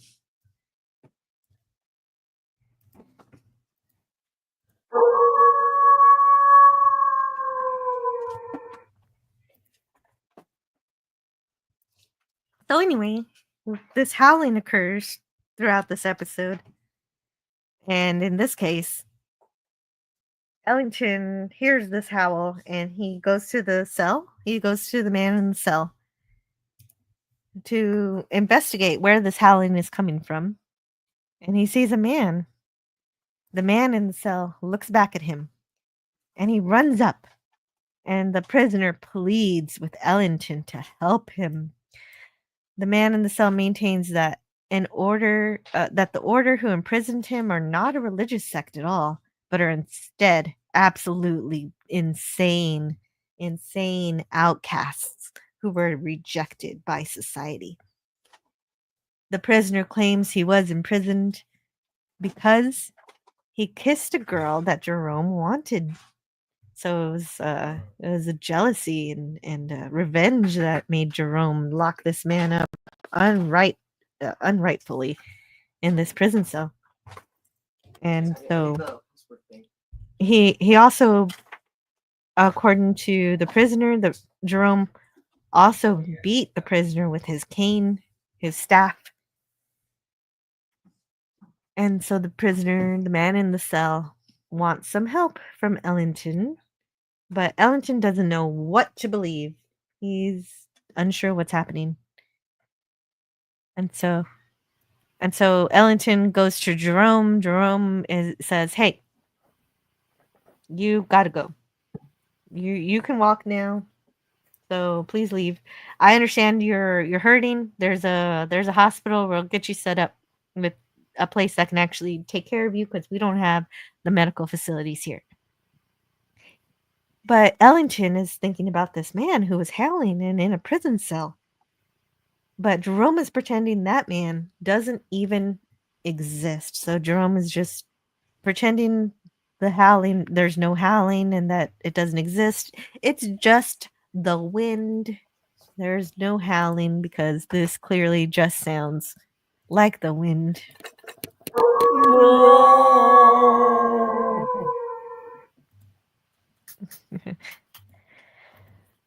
And so Ellington says that he will find out what's happening here and inform the police. That's usually the stupidest thing to admit to anyone, especially the one you're about to report. But in this case, this time, it actually works. Jerome is going to reveal the truth to Ellington. And Jerome says he wasn't lying when he said there was no man they are keeping prisoner, because their prisoner, that the prisoner that Ellington was talking to, was no man. And he says, it is the devil himself. And then we cut to commercial break. With a very long dramatic pause. Yes. Yeah, very, very long dramatic pause. And yeah, so I think there it is. And this time he covers his ears because, of course, he can hear the howling. It's happening, and it disturbs him. Yes, the devil himself. Yeah, so this is the cut back from commercial break. Well, and you know what? I was actually, you're gonna be Jerome. Yeah, no, totally. But I'm no advocate for the devil. But I was just kind of, in his bona fides, I was kind of disappointed that there was no mention of Beelzebub, because Beelzebub is my favorite reference to the devil. Beelzebub, BB. Well, I'm sorry you didn't get that. Yeah, I thought it was an omission. Well, although in terms of satanic pseudonyms, I don't know if Beelzebub is the devil. Like Lucifer is the devil, but from what I understand, Beelzebub is like one of the minions of Satan. So I could be completely incorrect. Again, I'm not a Satanist. I don't know the hierarchy of evil. I apologize. Well, in this episode, wanted to be careful with all of that in terms of religion. Of course, they weren't afraid of upsetting Satanists, but they were afraid of upsetting Christians. So they made sure that this did not really seem like a Christian sect. Because when actually he specifically asked about his beliefs, and he says that this is the brotherhood of truth. So truth is their doctrine, and it turns out to be true. Let me know when you want me to go. Please go. Okay, hang on a second. I gotta clear my throat. Let me clear my throat.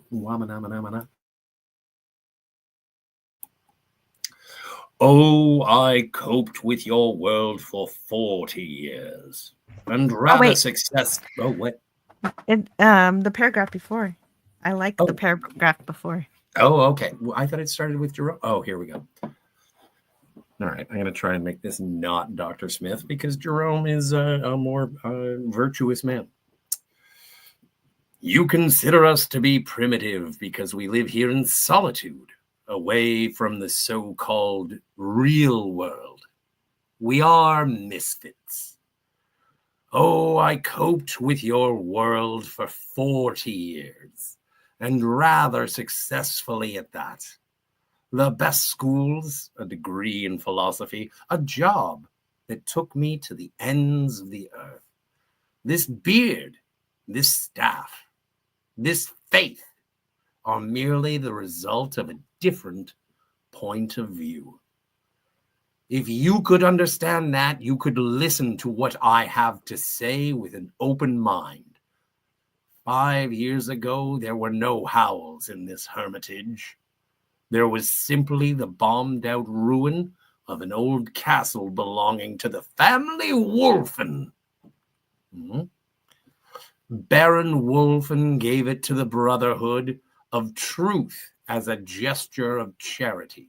Our job was to tend to the vineyards and save what souls we could by constant prayer.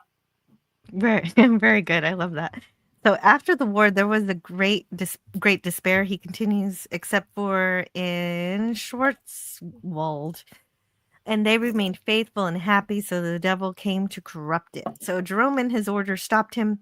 Jerome explains how the devil is a shapeshifter and spreads his pestilence and war. And this is the best part. So hold on just a second. Oh. Gotta talk to my daughter. Yeah, I do appreciate this, because again, when he says the castle wolf or the Baron Wolfen or whatever, It's like, oh, okay, so you have a wolfman. And I like the narrative idea. And it's like, we've imprisoned something that is no man. It reminded me a little bit of Billy from Predator. And it was like, Billy, you ain't afraid of no man. And it's like, whatever's out there, it ain't no man.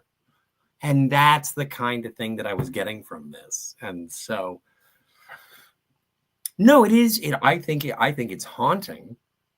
But again, with the costumes from the Ten Commandments and the old crashing into the new, even though that this is a flashback from post World War, well, like from 1960, looking back to something like 1919. I thought it was doing a really good job to. Oh, is this just the Wolfman?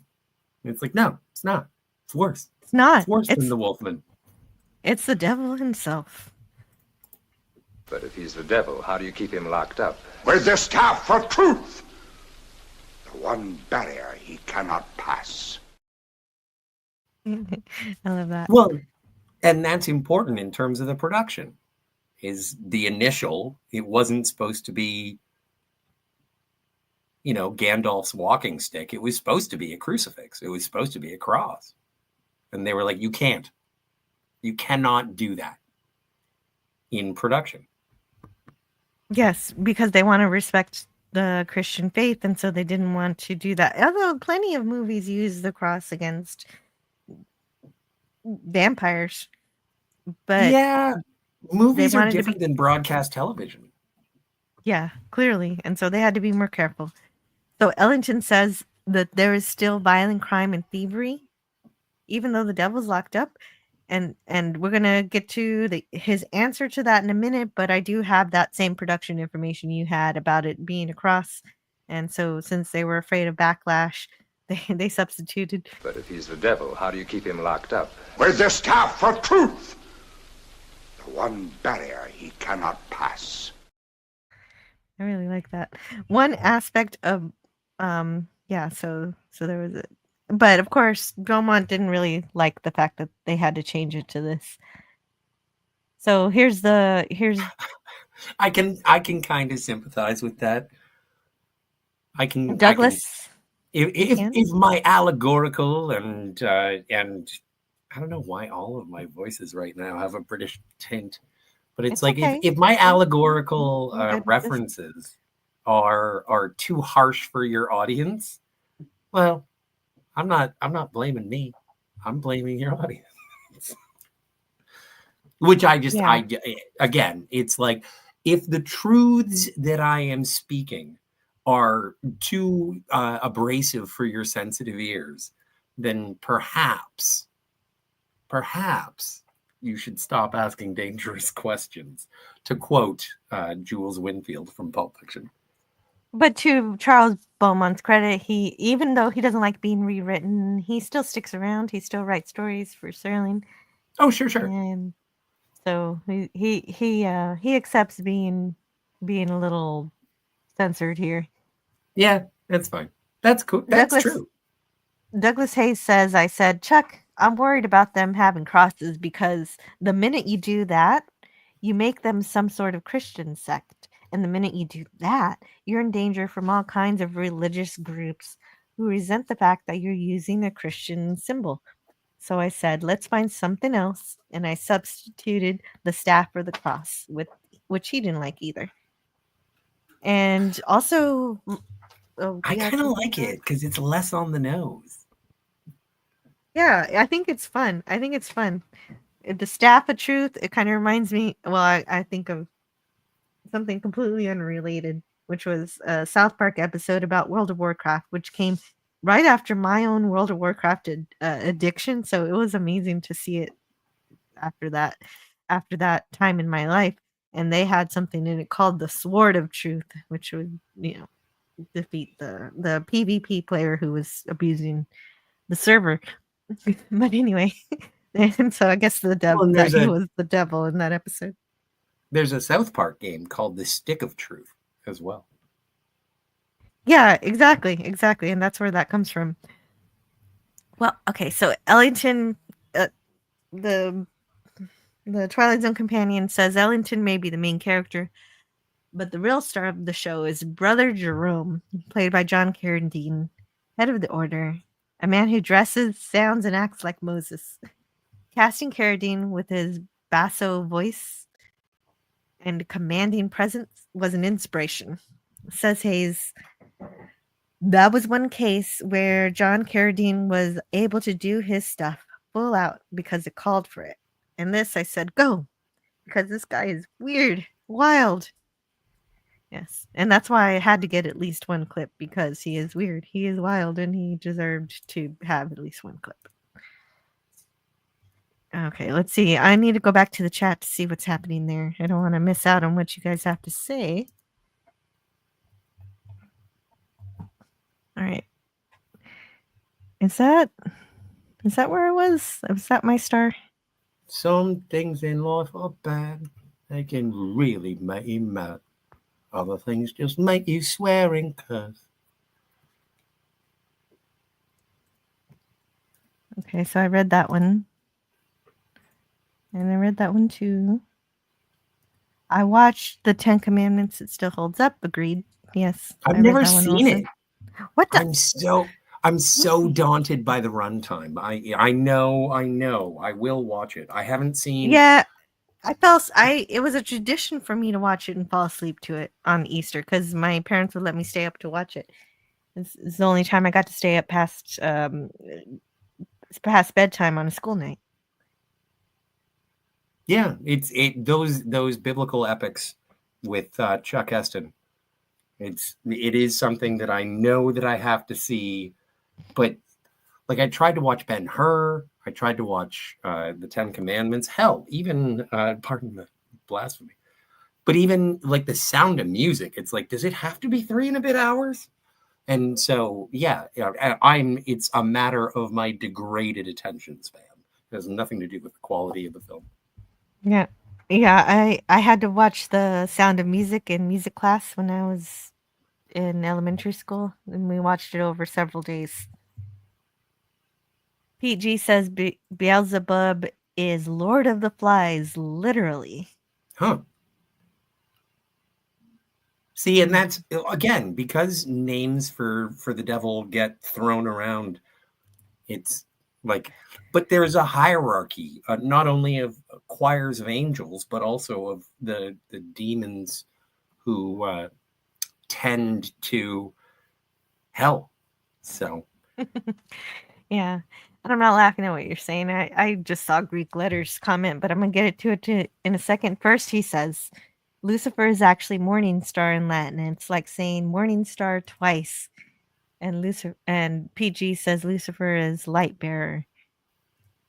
Well, and that's like when we covered Dogma, there's I think a very powerful dialogue scene with Loki and Bartleby.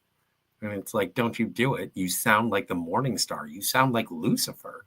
And they get into a big fight about, it's like, I am not that, but do you understand how bad humans are?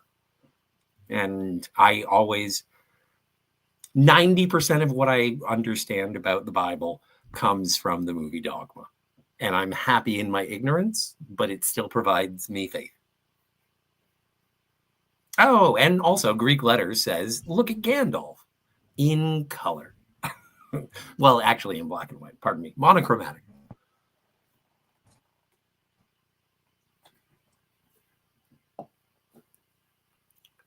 Oh, wow. PG. Are you which one are you playing? Are you playing Gandalf or are you playing Bartleby and Loki? I'm guessing you're gonna play Gandalf.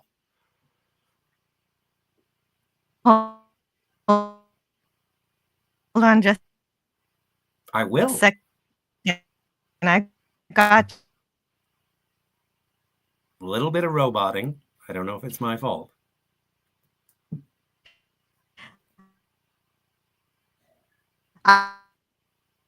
Yep. PG I've got says, you. PG says, I always say the 10 Commandments is a giant block of cheese, but it's the tastiest cheese you'll ever eat. Yep, it wasn't me, ladies and gentlemen, and I apologize for being sequestered alone with me. I am the Howling Man, except without the Satan. And Sigbaldison says, yeah, sounds like she may be having computer issues, but she is a communications officer. So her return is present, I think. Let's hope. Yes, I'm here. Hello, can you hear me Good. now? Oh, Okay, yeah. everything crashed because I dared to pick up a video just for Greek letters Larson. Here it is. Here we are. So now I have to play it. Let me make sure my screen is muted. Oh, I haven't even shared my screen yet. Perfect. Wait, no. I have to share my screen. Here, let's try again. Share the screen, but also Gavin share the Blackman. audio. Jill is a robot. Do I sound like a robot now? No, not now. Oops. Yeah, I couldn't hear this.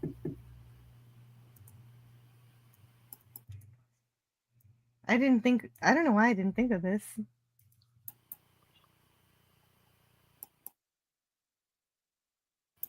Yeah, I'm getting no sound. I'm getting an echo on me.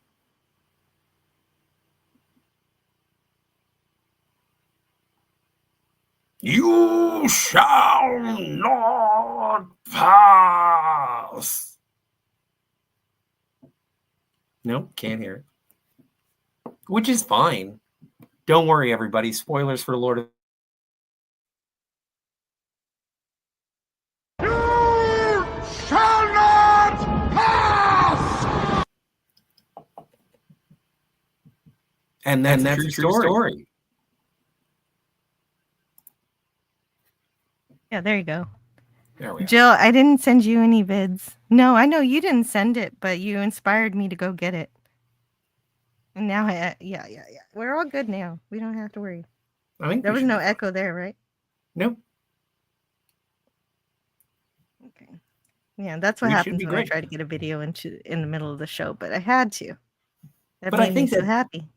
I think that Brother Joseph and Gandalf have, they have similar attributes. Staff, beard, robes. Yeah.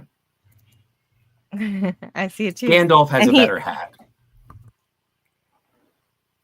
Gandalf has a better hat. Well, he doesn't have a hat at all, so yeah. I thought he did. Does he have a hat? Oh. I don't really care. No. Anyway. What did I do? It's the Stick of Truth. Yeah, that's the game, but I think that Brother Joseph, he says it's the Staff of Truth, which I like. Although someone said okay. What? I'm sorry. Greek Letters Larson says it's the Stick of Truth. That's the video game. I was talking about the World of Warcraft episode. It was the sword. Okay, I just looked it up. It's the sword of 1,000 truths. It's the fictional legendary sword from South Park. Why are you saying sword? You sound like Stewie from Family Guy saying cool whip. It's a sword. I can say sword. I can say sword however I want, all right? Yeah, that's fair enough. You got to get it. Yeah, that's fine. I'm sorry. I didn't mean to. It's a laser sword. My beard hurts. Okay, are you done making fun of me? Yes.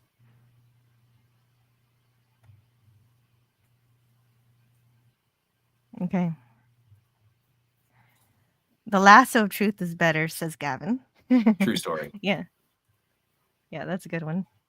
The devil is kept out of bay from Marcellus Wallace, not some shepherd stuff, says Greek letters. Oh,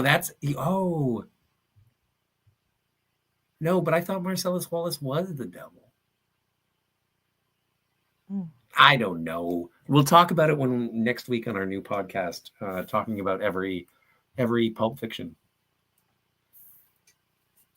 Yeah, Scotty's in dire straits. Activate the self-destruction mode. No, he's fine. Yeah. He's fine. Well, yeah, he was kind of going off, kind of being mean there for a bit.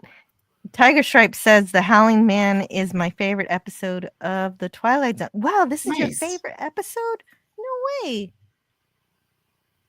That's rad. That's awesome. Good to see you, Tiger. That's awesome. Yeah, it is. It is really great to see you. So let me get resituated here before Scotty finds another way to make fun of me. Oh, come on. You just say sword very interestingly. Yeah. So the suffering man was meant to endure. Okay, so we're there. That's the one I want you to read. Oh, you want me to read that? Okay, sure. Yeah, I'll put it here.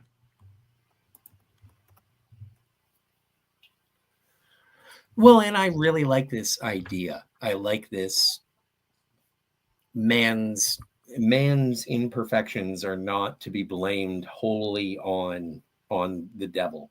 I like this idea. So the suffering man was meant to endure. We cause most of our own griefs. We need no help from him. It is the unnatural catastrophes, the great wars, the overwhelming pestilence, the wholesale sinning that we have stopped. I believe you, brother. Hey, brother. Yeah, so Ellington says this, but he actually, if you're watching him, he looks terrified and he's still sick. He's so sick, he looks a bit delirious also. He maintains his illness throughout the episode. Like in terms of being exhausted and just looking for sanctuary. Well, he doesn't pass out again anyway. And he goes back. Not until later. Yeah, he goes back and he goes back to the prisoner. But there's a bit of walking with some camera work to make us feel how off his stride he is, even though he's able to continue. Well, he's not feeling very good. This is also like this is excellent use of the Dutch angle. I know that there has been some criticism as to what the Dutch angle is. The Dutch angle is the askew 45-degree camera angle, first popularized by early cinematographers in Germany. Obviously, Germany is the Deutschland, and so they did refer to Dutch angles as because of the Deutschland. And so, yeah, no, I think that's the part that's in question. That's the part that's in question is the origin of it, not what it is. What it is, I think you got it correct. Well, all right. Well, my labels, the English language is not my first. But if anyone wants to tell us the proper origins of the Dutch angle, I'm willing to listen. But anyway, what did you want to say about it? I just think it's very unnerving, and I think it's incredible in terms of offsetting the audience and understanding, and even the performances. Like when Ellington is leaning to one way, and then they switch over. It goes from leaning to the left and then leaning to the right, and each of the actors do respond accordingly to the direction in which the camera is tilted. I think that you, as an audience member, you're like, I'm with you until the counter argument is presented, and then it does sort of tilt back the other way, again, at an extreme, at a Dutch angle. And you're like, well, but now I understand where you're coming from, but it still puts you at a level of unease. And I think that it is a brilliantly directed episode. And to explain what Scotty's talking about in this particular scene, Ellington's coming back to the prisoner, telling him that he doesn't think the prisoner's the devil, but that he wants to just let the authorities handle it. So he's on his side, but he wants to let the police deal with the cult. But the prisoner says that's going to be the death of him because Jerome would know what to do to make him disappear. And so, oh no, there was something I wanted to look up, but I forgot about it, so I'm going to skip that. another brother comes to take Ellington away because that was Christopherson. It's Chris. Chris comes. Christopherson? Chris I forgot. Christopherson. Yeah, I forgot, but it's something like that. Brother Probably- Jerome was fearful you might lose your way. Probably something to do with a coal miner's daughter. Oh. Well, No, case- A Star is Born. That was with Chris Christopherson. Why am I mixing up my 70s movies today? Oh, heavens. I don't know. Only you know what you're talking about. Yeah, and even then, it's touch and go. So the Chris locks himself in the room with Ellington. And once Chris goes to sleep, Ellington takes the key to escape and probably go release the devil back into the world. You can tell already at this point what's going to happen. Oh well, Chris should have put the key in his trousers. And so Who said that? I did. Oh, wow. First things first, I'm impressed with your use of the word trousers. Not something that you hear every day in the 25th and a half century. I was putting myself in the times. And no, it makes sense. It was adorable. It's great. You're very enlightful.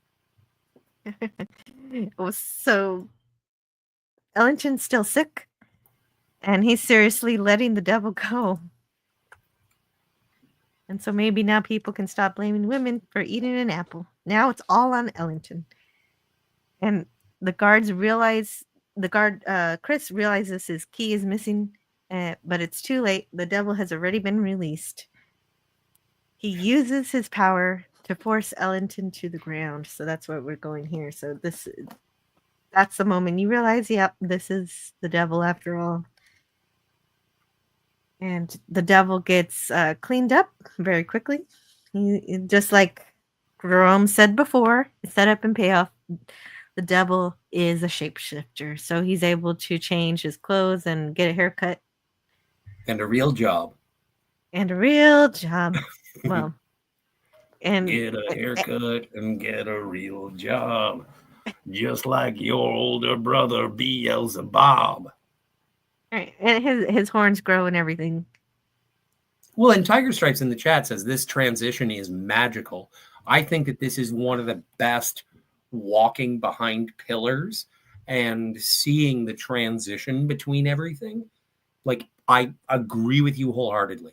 This is amazing in terms of the, reformation of Satan in between the pillars every time, from his hair getting cleaned up to wee nubbins on his brow, to his ears becoming more pointed and his cloak becoming more elegant. Like, it is a really good sequence. Absolutely. Yes, and director Douglas Hayes says, this is from Unlocking the Door. When I was a young kid, I was very influenced by films like Dr. Jekyll and Mr. Hyde. I loved Frankenstein, 1931, and Dracula from the same year. And one that influenced me on Howling Man was Werewolf of London, 1935, with Henry Hull. In that, he did a slow-moving transition into a werewolf, which I had never seen before. He was walking up a staircase, and as he would move behind pieces of the set, he would come out from behind the next piece of the set, looking slightly more advanced in his transformation. I'd seen that as a kid, and I always said, that's the way to do it. I had the devil walking very fast down a corridor in the old monastery. The cameras were on the outside of the column and arches along the corridor, and I had him make the entire walk at the same dolly speed every time there was a makeup change. In editing, we could cut from one makeup change to the next in the middle part of each column, where it would be dark. At the end of the corridor, he went out of the window with a big puff of smoke. And so there you go. And we did see it does mention also the previous time we've seen a transformation scene. Long live Walter Jameson. That was a good one. The man who was invincible for a while Oh, until he right. got hurt. And so then also Robert Hughes, yeah, this is Devil's played by Robert Hughes. He strokes his beard before making his grand exit. And in the frame, while he strokes his beard, the transformation begins on the skin, revealing facial features of the devil. And that's from Unlocking the Door. But then I want to see if I also have something from the companion. I wanted to see if it said anything differently. Douglas Hayes also says, in my literal kind of visual sense, I wanted him to see him turn into the devil. I felt the audience would feel cheated unless they saw that, and Beaumont didn't want them to see it. He just wanted an expression on Wynant's face as he chased after him and reached up as the man went over the wall. All he wanted was to see the hand touching the cloven hoof just as it went over the wall. So he was supposed to have a cloven hoof, and that was what was supposed to tell you he's the devil. And you weren't supposed to see all this. And Beaumont didn't like that. He liked better the way he had written it, and that was what he wanted to see. But I have a funny feeling as a director. I started as an artist, and I like to see things. If I promise the audience something, if I say that there are 3,000 Indians on the other side of that hill, I don't want to see one feather poke up behind a rock. I want to see the 3,000 Indians. So that's where the director won in that case. Well, but also like television, film, hell, sequential art. It's a visual medium. Much credit should be given to the writers, but being able to drive home those emotions with visual flourish is part of the reason why we're not reading a book. It is one of the most powerful cornerstones of cinematographic or pictorial storytelling is why am I looking at pictures if it isn't being presented to me visually? And so I think that it is more. While there is more to the imagination, and maybe if it was being written to drive down cost of special effect, there is something about, well, I came here to see this. So can I see it? And sometimes when an audience can't see something, they feel robbed, and rightly so. Why am I looking at this? And the hoof thing, you can still read that in the original story. Sure. That's still how it works. The prisoner is, well, wait a minute. That's not how the original story goes. I'll talk about that in a minute. The prisoner is manipulating people's lives through compassion. People's compassion through lies. Sorry. The prisoner is manipulating people's compassion through lies, which is correct. And Jacob Ironside says it would have been cool if they had made the howl sound more like a man at times and more like a wolf at other times. But it's possible that it could have been like a bit of a bait and switch as well. Like Jill and I both fell for it. As I don't mean to speak for you, but we both were like, oh, okay, it's gonna be a werewolf story. And when we found out it was the devil, Bobby Boucher says it's the devil. And when we found out it was much worse than a werewolf, I think that we were surprised. Like when Gavin told me to put in or requested that Jill create the poll, my instinct was because of the silliness and I enjoy machines. I did say that A Matter of Machines, or whatever the name of the last episode was. I was like, yeah, a thing about machines. It's like Maximum Overdrive. I'm more on that side. But with this, like, now that I reflect on it, because the first time I saw this episode was earlier today, like 15 minutes before we started the show. This is actually better. simply because there is a goal to this episode instead of just punishing a man who kicks his television. There's a goal, and then there's there's even an epilogue. There's a cycling of the story. There's a villain who Escapes. he escapes. He also has an effect on humanity. And PG says, interesting idea that the devil was responsible for both world wars, but was held prisoner for the 20 years in between. Yes. And apparently he's not been found again because we're in endless wars now. Transforming by walking behind several. Wars, those bloody Star Wars, they're yours and my wars. Yes, lots of wars, Well, all Satan's fault. Yeah. Transforming by walking behind several columns is classic VFX trick. Yeah, Totally. It's classic. It looks great. Folklore is loaded with the devil in disguise stories, and the story always ends with the devil being found out. My favorite is the devil's due in the Next Generation, even though that's not really the devil. That's not a devil. I know, I just said that. Okay.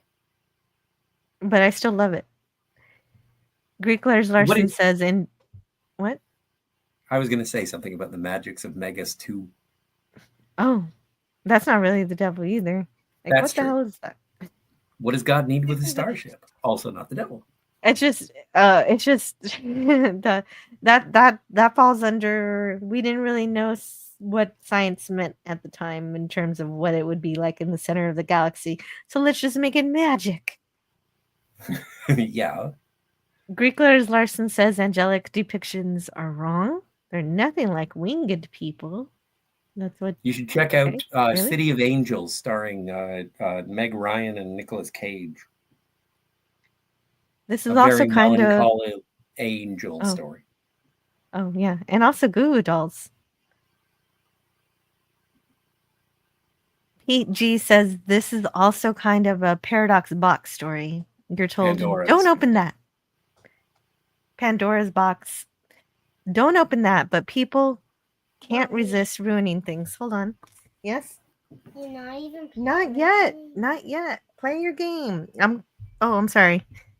Are you beating your child? Stop I'm not it. beating my child. It's just that she's asked me the same question over and over again, and I've given her the answer. And for the audience, yes, Jill hates it with repetition. She has told me many times, stop repeating yourself. Stop repeating yourself. And well, so, I mean, I told her what we're going to do. I gave her a plan. I'm going to spend like 3 hours with her after this 3 hours. Okay. So anyway, Tiger Stripe says, well, the devil and free will. We have to own our sins. Yes, that's right. That's right. So it's not the wars are not all the devil's fault, but he pushes things, apparently. And even if you don't believe in the devil or anything, you can see the devil as something else, maybe some other force that is that causes our discord. What evil lurks in the hearts of men? Exactly. What if God had just said, I'm done with this nonsense and ripped free will from us all? Well, then that would not be good. We would just be happy sin-free people, but we'd also not really be people anymore. I believe that's called slavery, but thanks. Yeah. Landrew, are you of the body? Tiger Stripe says, yeah, but the hero in the story falls due to his compassion caused by the devil's lies. True story. Manipulating altruism is terrible. Let your daughter speak, Jill. Well, if my daughter were in charge, we'd all be playing a game right now with her. I'm going to play with her, I promise, guys. We want to hear your daughter's opinion on the subject. DJ Knight is here. Hi. Jill's daughter, tell us about Satan. Lemon pie. We'd hope you'd make it. Wait. Oh, yeah, Lemon is here. When did Lemon get here? A little while ago. ago. Fruitcakes. I missed him. Thank you for pointing him out. Who are you calling a fruitcake, Wonka?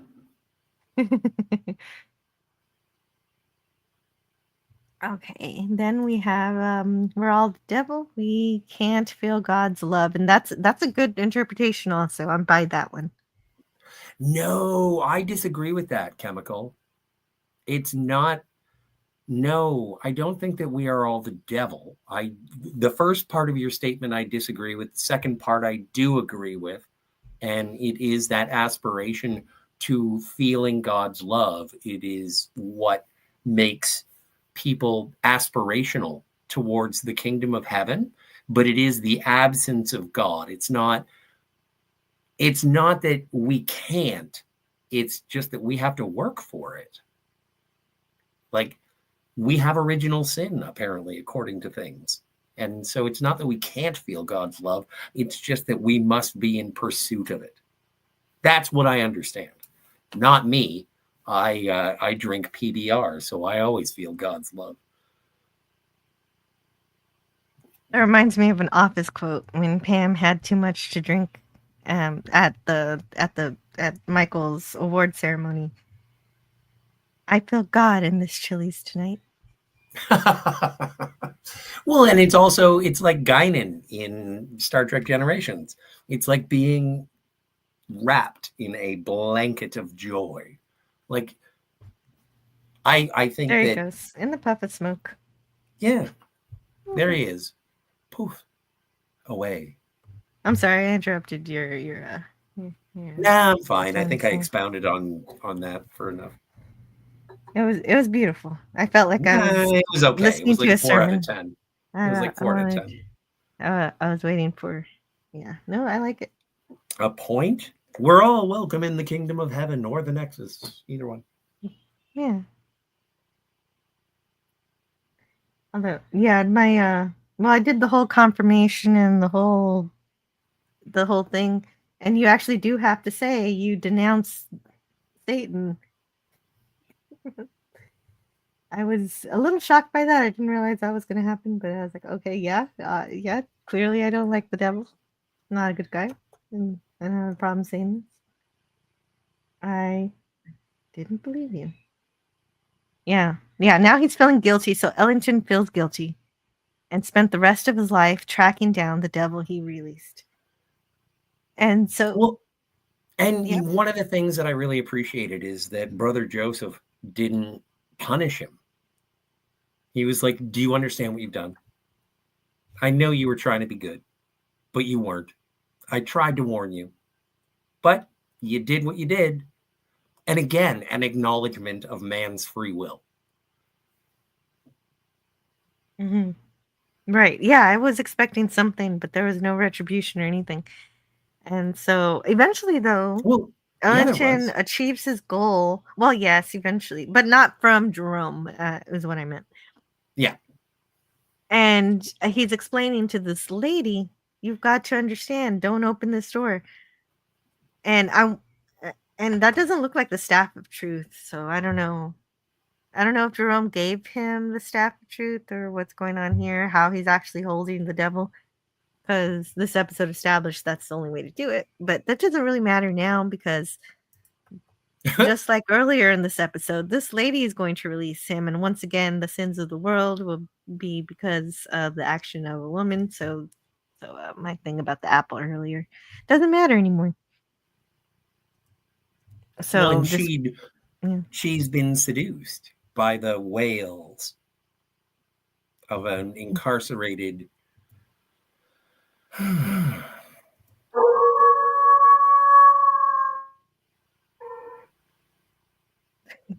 precisely. Yeah, no, I think it works. It works as a story. It's got those horror elements and it's got those camera angles. I don't know. It's not the greatest story, but it works for me. You must believe, and he tells this to her. She doesn't believe. And then we get Hey DJ Knight. And then we get the same thing happening again, and we get the last story, so the closing narration. But we also talk about how afterwards then we get all the next wars. Let's see, they list off all the wars that happen afterwards. Right. and some that don't. Yeah. All right. Yeah. They Well, make no. I worse. misspoke. Um, The ones that had happened thus far is what they speak of. But even then, like, and that's, I'm being trite with this episode, and I wish I weren't. I was watching them as well. Again, I just absorbed them as recently as this morning, but I let the devil out of his cage, and that opened the onslaught of World War II, the Korean War, and then I was like, oh yeah, and then the Vietnam War, and then the Gulf War, and then like I was just thinking of every war that had happened post Korea, and I was like, is that because Ellington let the devil out? And because the again, this is housekeeper let the devil out too. because the housekeeper, yeah, F you, Sharon. And so it's like, yeah, I was just attributing this episode to everything bad that has happened in terms of major conflict. But what I really appreciate about this episode is that it is about the big stuff is what the devil does. The little stuff, like the murders, the thefts, all that stuff. Humans can take care of evil. Humans are really good at evil. But if you really want to F things up, that's where you need Satan.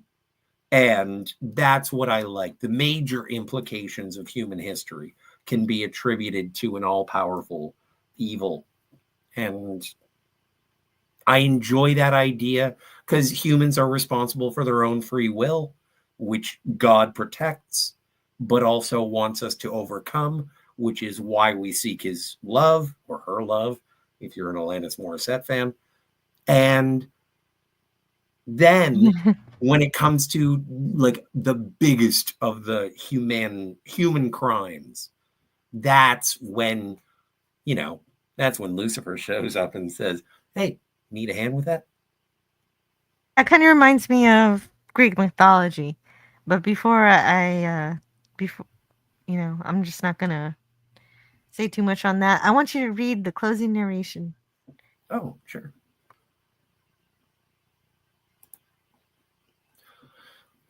Ancient folk saying, you can catch the devil, but you can't hold him long. Ask Brother Jerome. Ask David Ellington.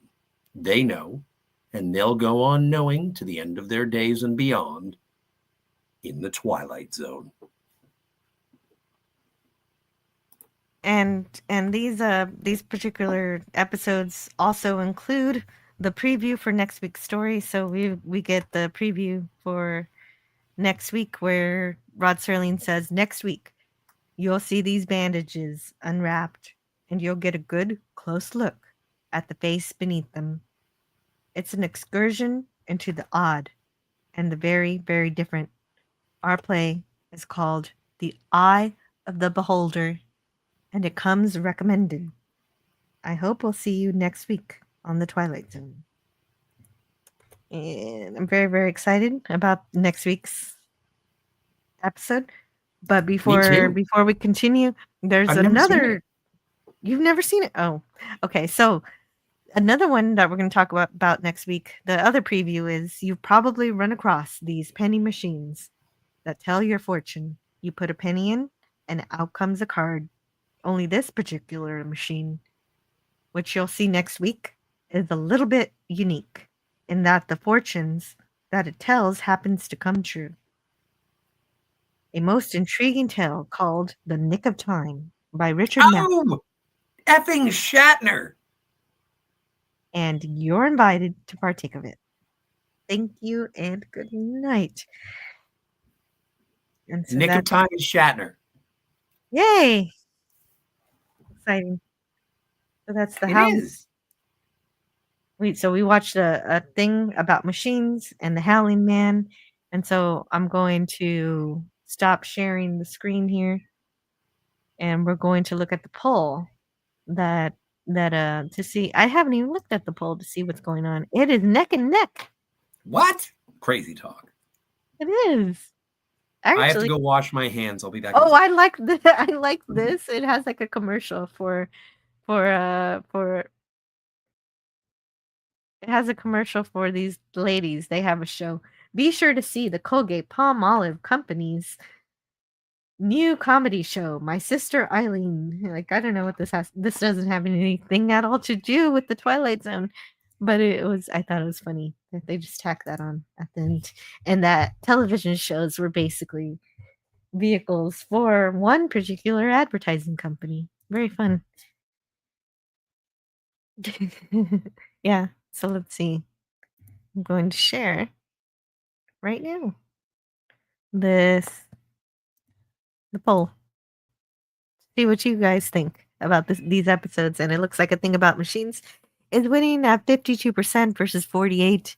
I'll leave it up for a few minutes, but then I'm going to remove it. And if I'm sharing the chat this way, I can remove the little chat that's at the bottom of the tiny right hand corner. Now y'all are the show. Look at that. You're on my show right here in the chat. Huzzah. And I'm going to step out of the Twilight Zone myself. Oh, that makes sense. I love color. Yeah. We're in color now. Antiderivative Jill's amazing Technicolor dream coat.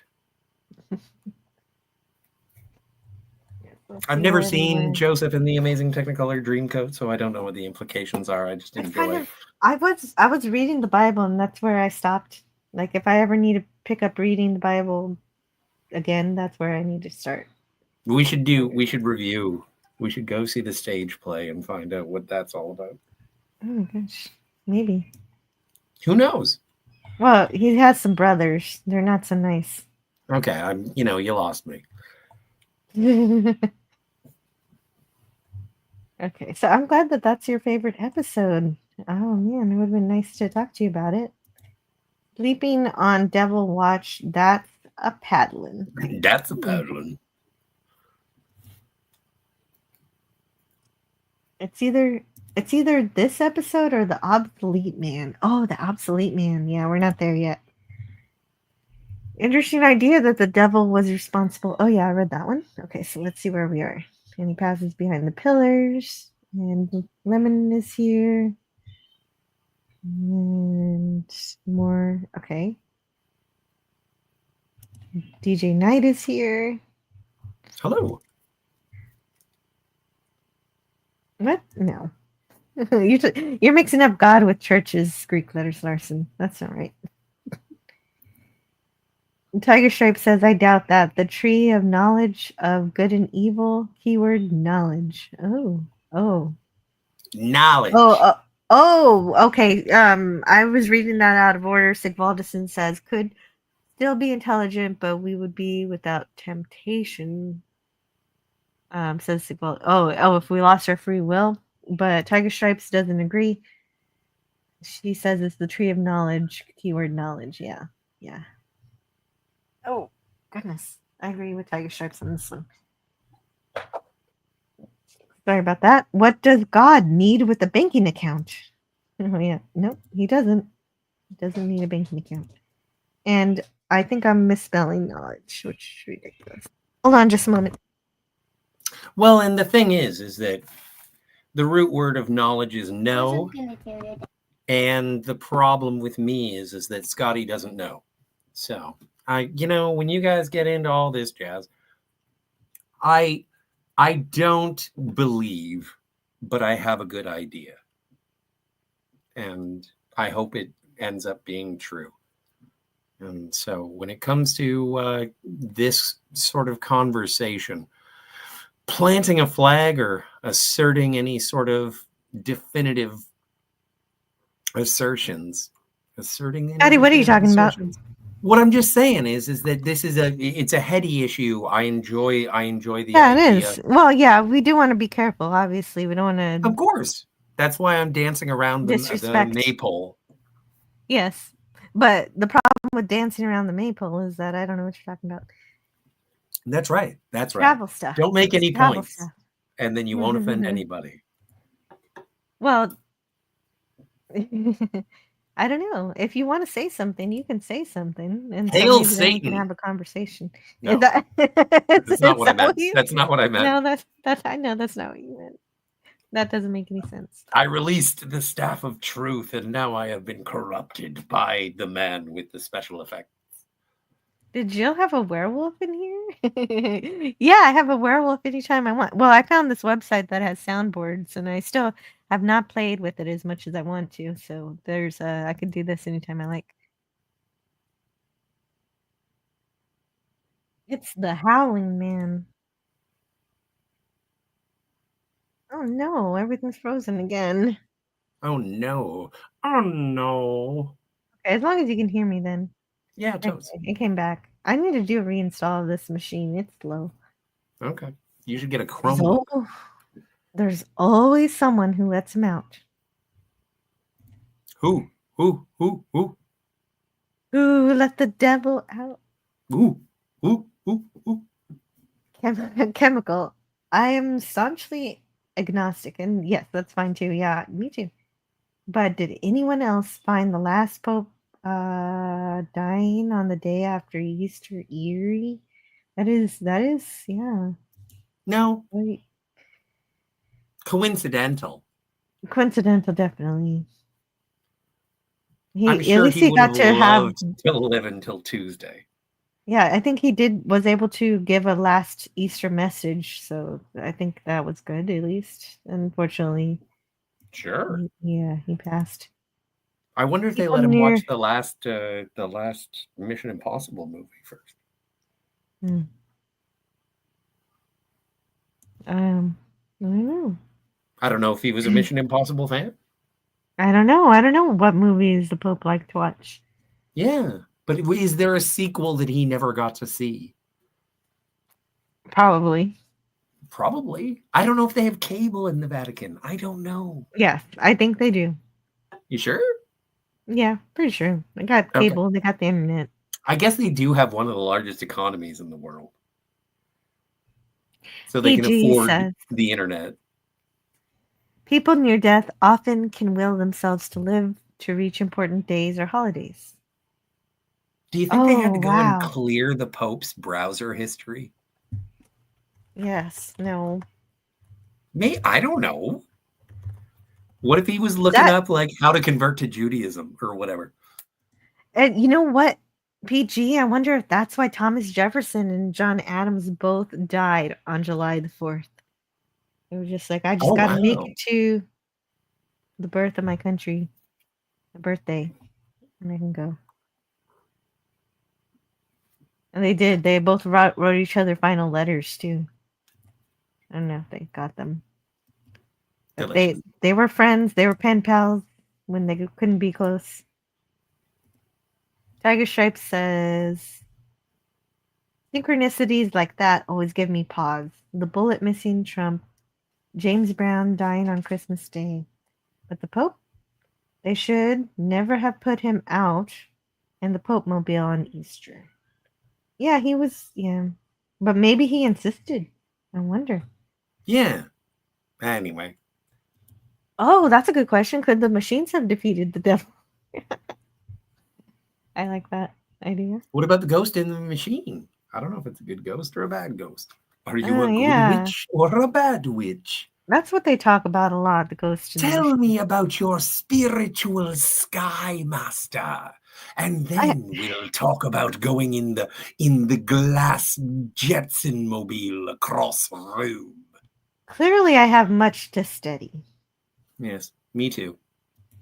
Most importantly, being etiquette and protocol. Yes, I'm sorry I missed. I'll try to keep up better for my other favorite episodes. Yeah, I'd like to see you come on here specifically for your favorite ones, even if it's just for a few minutes, just to say why it's your favorite. I'd like to hear it and have it here. Wonderful acting. Well, here's Tiger Stripe's opinion about this episode. But this one is my very fave. The Howling Man had wonderful acting, direction, costumes, story, and camera work. Loved it all. There you are. Yes, the camera work. And yeah, the costumes too. And PG says, I think you're right about Adams and Jefferson. Yeah, that makes sense. Well, and I was inspired. I was inspired by your comment. Is that like the Addams family and the Jeffersons? Like Gomez versus George? Moving on up to a I don't know. deluxe I think apartment. you're really reading far into this more than I'm we should. really just diffusing the conversation that no one really wants You just want to talk about. Well, okay. 70s television, yes. George just. Yes. Looks like I got home just in time for the epilogue. Well, the glove cleaner, thank you so much. Yeah, thanks for being here. Well, we already talked about both episodes today. We covered a thing about machines, which I love the idea of it. I love the idea of your inanimate electrical devices coming to life, whether it's through good purposes or bad. In this case, they were trying to kill the protagonist, and that's a fun thing. Dick. He was a dick. He was correct. He was not a good guy. Wheezy versus Morticia. Yeah, exactly. Isn't that that's rad? Don't encourage him. No, totally encourage me. Brogu's got to go. Gotta go. Enjoy the rest of the stream. Goodbye. I'm with Brogu. Yes, I got to go too. Yeah, you got to go too? Okay. Yeah, would you like to go now or later? Well, now. Okay. I'm going to go with now. Brogu. Hopefully we'll go get malted milks. Okay, well, but wait, you can't just dash unexpectedly. Sure, you got to tell me what you're doing around the internet. Well, I don't really want to talk about what I'm doing around the internet. I want to talk about why I want to go. Is that I'm on my way to go see Mission Impossible: The Final Reckoning, Part 3. And so I am very much looking forward. I just saw Dead Reckoning Part 1 last night, and I was like, wow, I thought I was going to be bored and disappointed. And so tonight, I'm going to go now I'm going to go and check a matinee for the Dead Reckoning, or Part 2.5.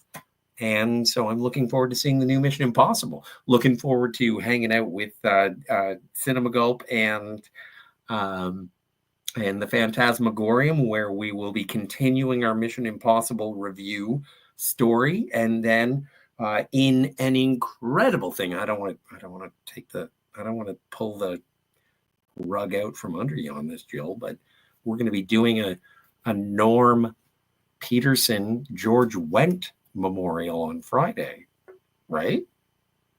When we talk about Mourning for Morn, who is the namesake of Norm that's Peterson. Right. So that's what I got going on for the rest of the week. Is there a Fallout on Saturday?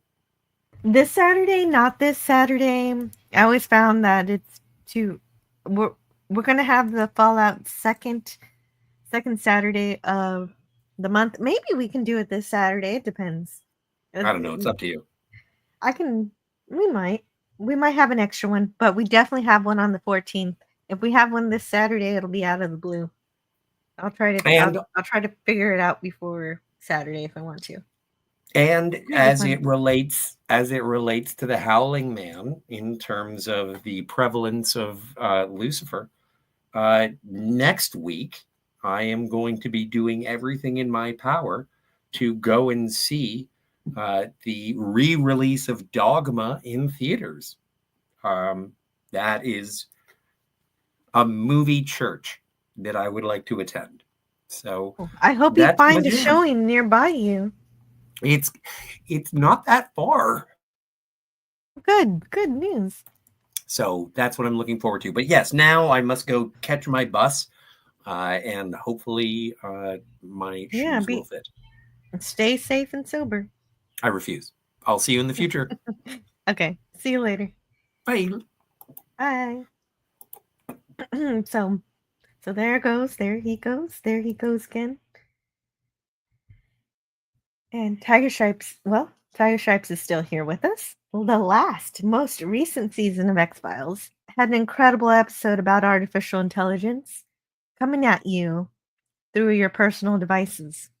It was both hilarious and scary. Yeah, see, it's a very fantastic concept rather. It's a great concept, a great premise. It just quite didn't stick the landing in this Twilight Zone episode, but like we said, they make 30 of them per season or more. And so you can forgive them not all being masterpieces, and plus we looked at two. One of them's always going to be good, and so the Howling might have won out there in terms of storytelling.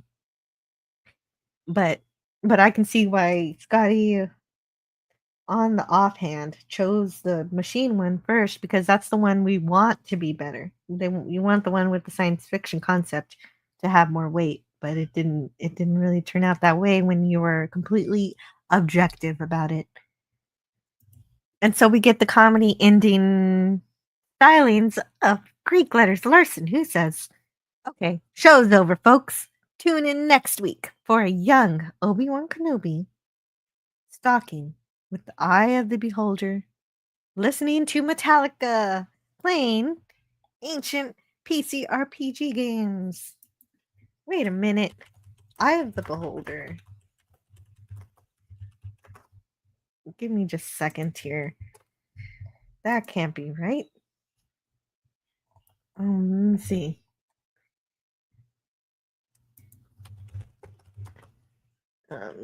Obi-Wan Kenobi.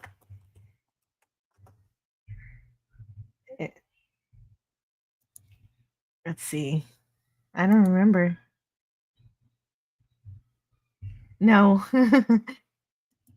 Ewan McGregor is not in the next week's episode. Sorry. I didn't remember who's in it. PG says, "Thanks, everyone. It's been fun." Well, yeah, it's always fun. I'm naive enough to be tricked by Greek letters Larson, so that's fun too. The glove cleaner said, "And then there was one." Yeah, no, this is my channel. And Gavin Blackburn. I figured somebody was going to ask for this. I suppose I have to play it. I guess I got to play it. Thank heavens he's gone. There you go. Call Scotty back now. No, he can go when he wants. Oh, it's right, Jill. It's just right. And oh yeah. And then we have, of course, the Jill Notes bot promoting friends randomly. There's a good friend right there, Bruce Lombardo. Great friend of the channel. He likes to show up sometimes when I have the nighttime streams. He's pretty busy during the day. Greek letters Larson says there's a movie with McGregor called Eye of Beholder. And then there's a Metallica song. And then there's a retro game. Wait a minute, it's a Metallica song. I don't remember that. Wow. That's great. I like Metallica sometimes. And there's that show, yeah. So we finished talking about two episodes, one a little more science fiction-y, one a little more supernatural. And it's in the opening credits that say that science and superstition. And so it all gets covered on the Twilight Zone. One and the other. And I want to thank everybody who is here to help me talk about these episodes. Of course, thank you to Scotty R37, and thank you to everyone in the chat. DJ Knight, Greek letters Larson, Gavin Blackburn, the glove cleaner, Pete G. It's great to see Pete G. Sig Valdison. Hope you enjoyed the movie, Scotty. I hope he enjoys the movie too. I don't know. I've heard slightly mixed reviews, but more positive than negative. So we'll see how Mission Impossible does for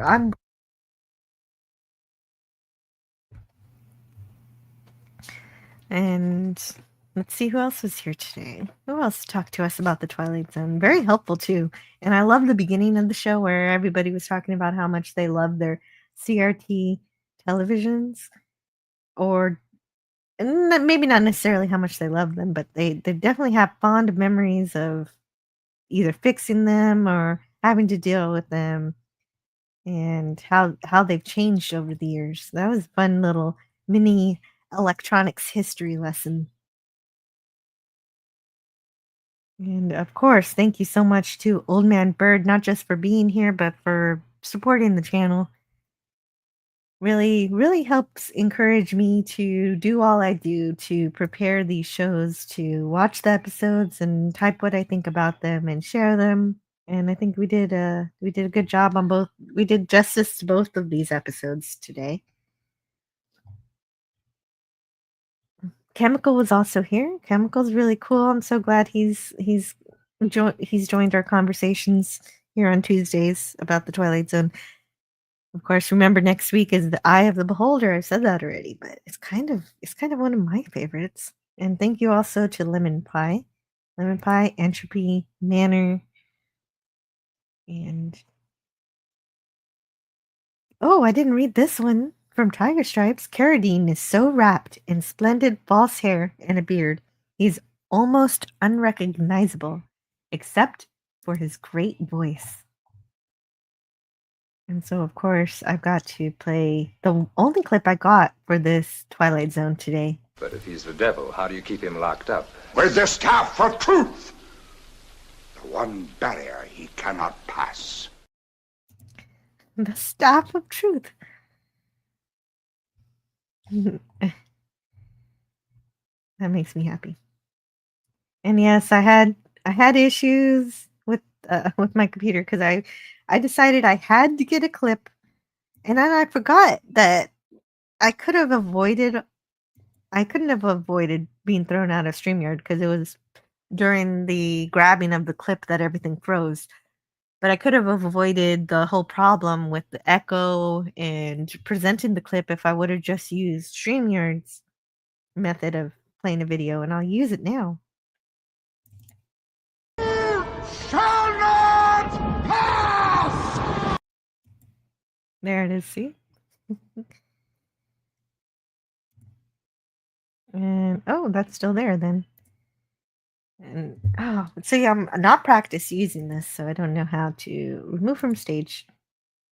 There it is. Oh, it's down there. No, okay, I'm learning stuff right now. Sorry.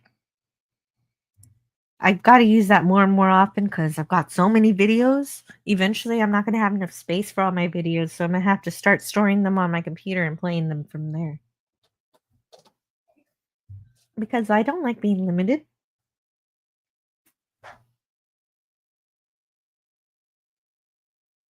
And okay, so who else was here today? I just want to make sure that I say thank you to all who was here. I think it's everybody except for Daniel. See, I knew there was one more. I was almost right. Thank you, Daniel. And there you go. Yeah, I would love Epic Universe, but that'll be next time. CRT stream next week. Yes, I'm going to have a live stream where everybody's going to show off the CRT monitors that they still currently possess and what they do with them. It'll be amazing. No, I'm never going to do that. Adios, compañeros. Yeah. And there we are. I think that's good enough for today. Thanks again for everyone being so amazing and insightful in the chat.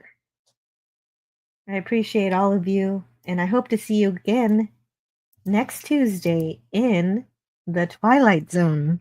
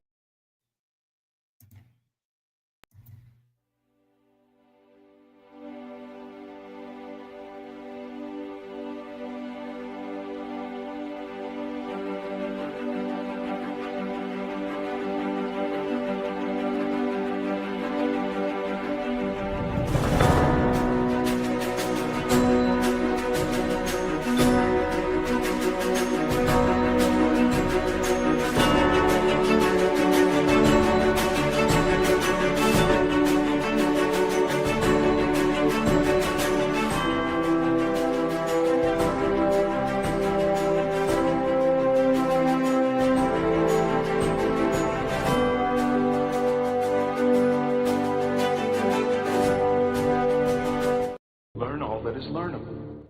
And the ways our differences combine to create meaning and beauty. It has always been easier to destroy than to create. May we together become greater than the sum of both of us. Well, now you have something new to think about. Carry on. All right, move along. Done. Stop it. Get off of the things. Go outside. Get some food. It's like, you know, it's a time of day where you live. Go do something. Shut up, Snoopy. I don't care. You smoke too much. Let's go. Let's go adventure. Let's go explore. We don't have to be mean. Because, remember,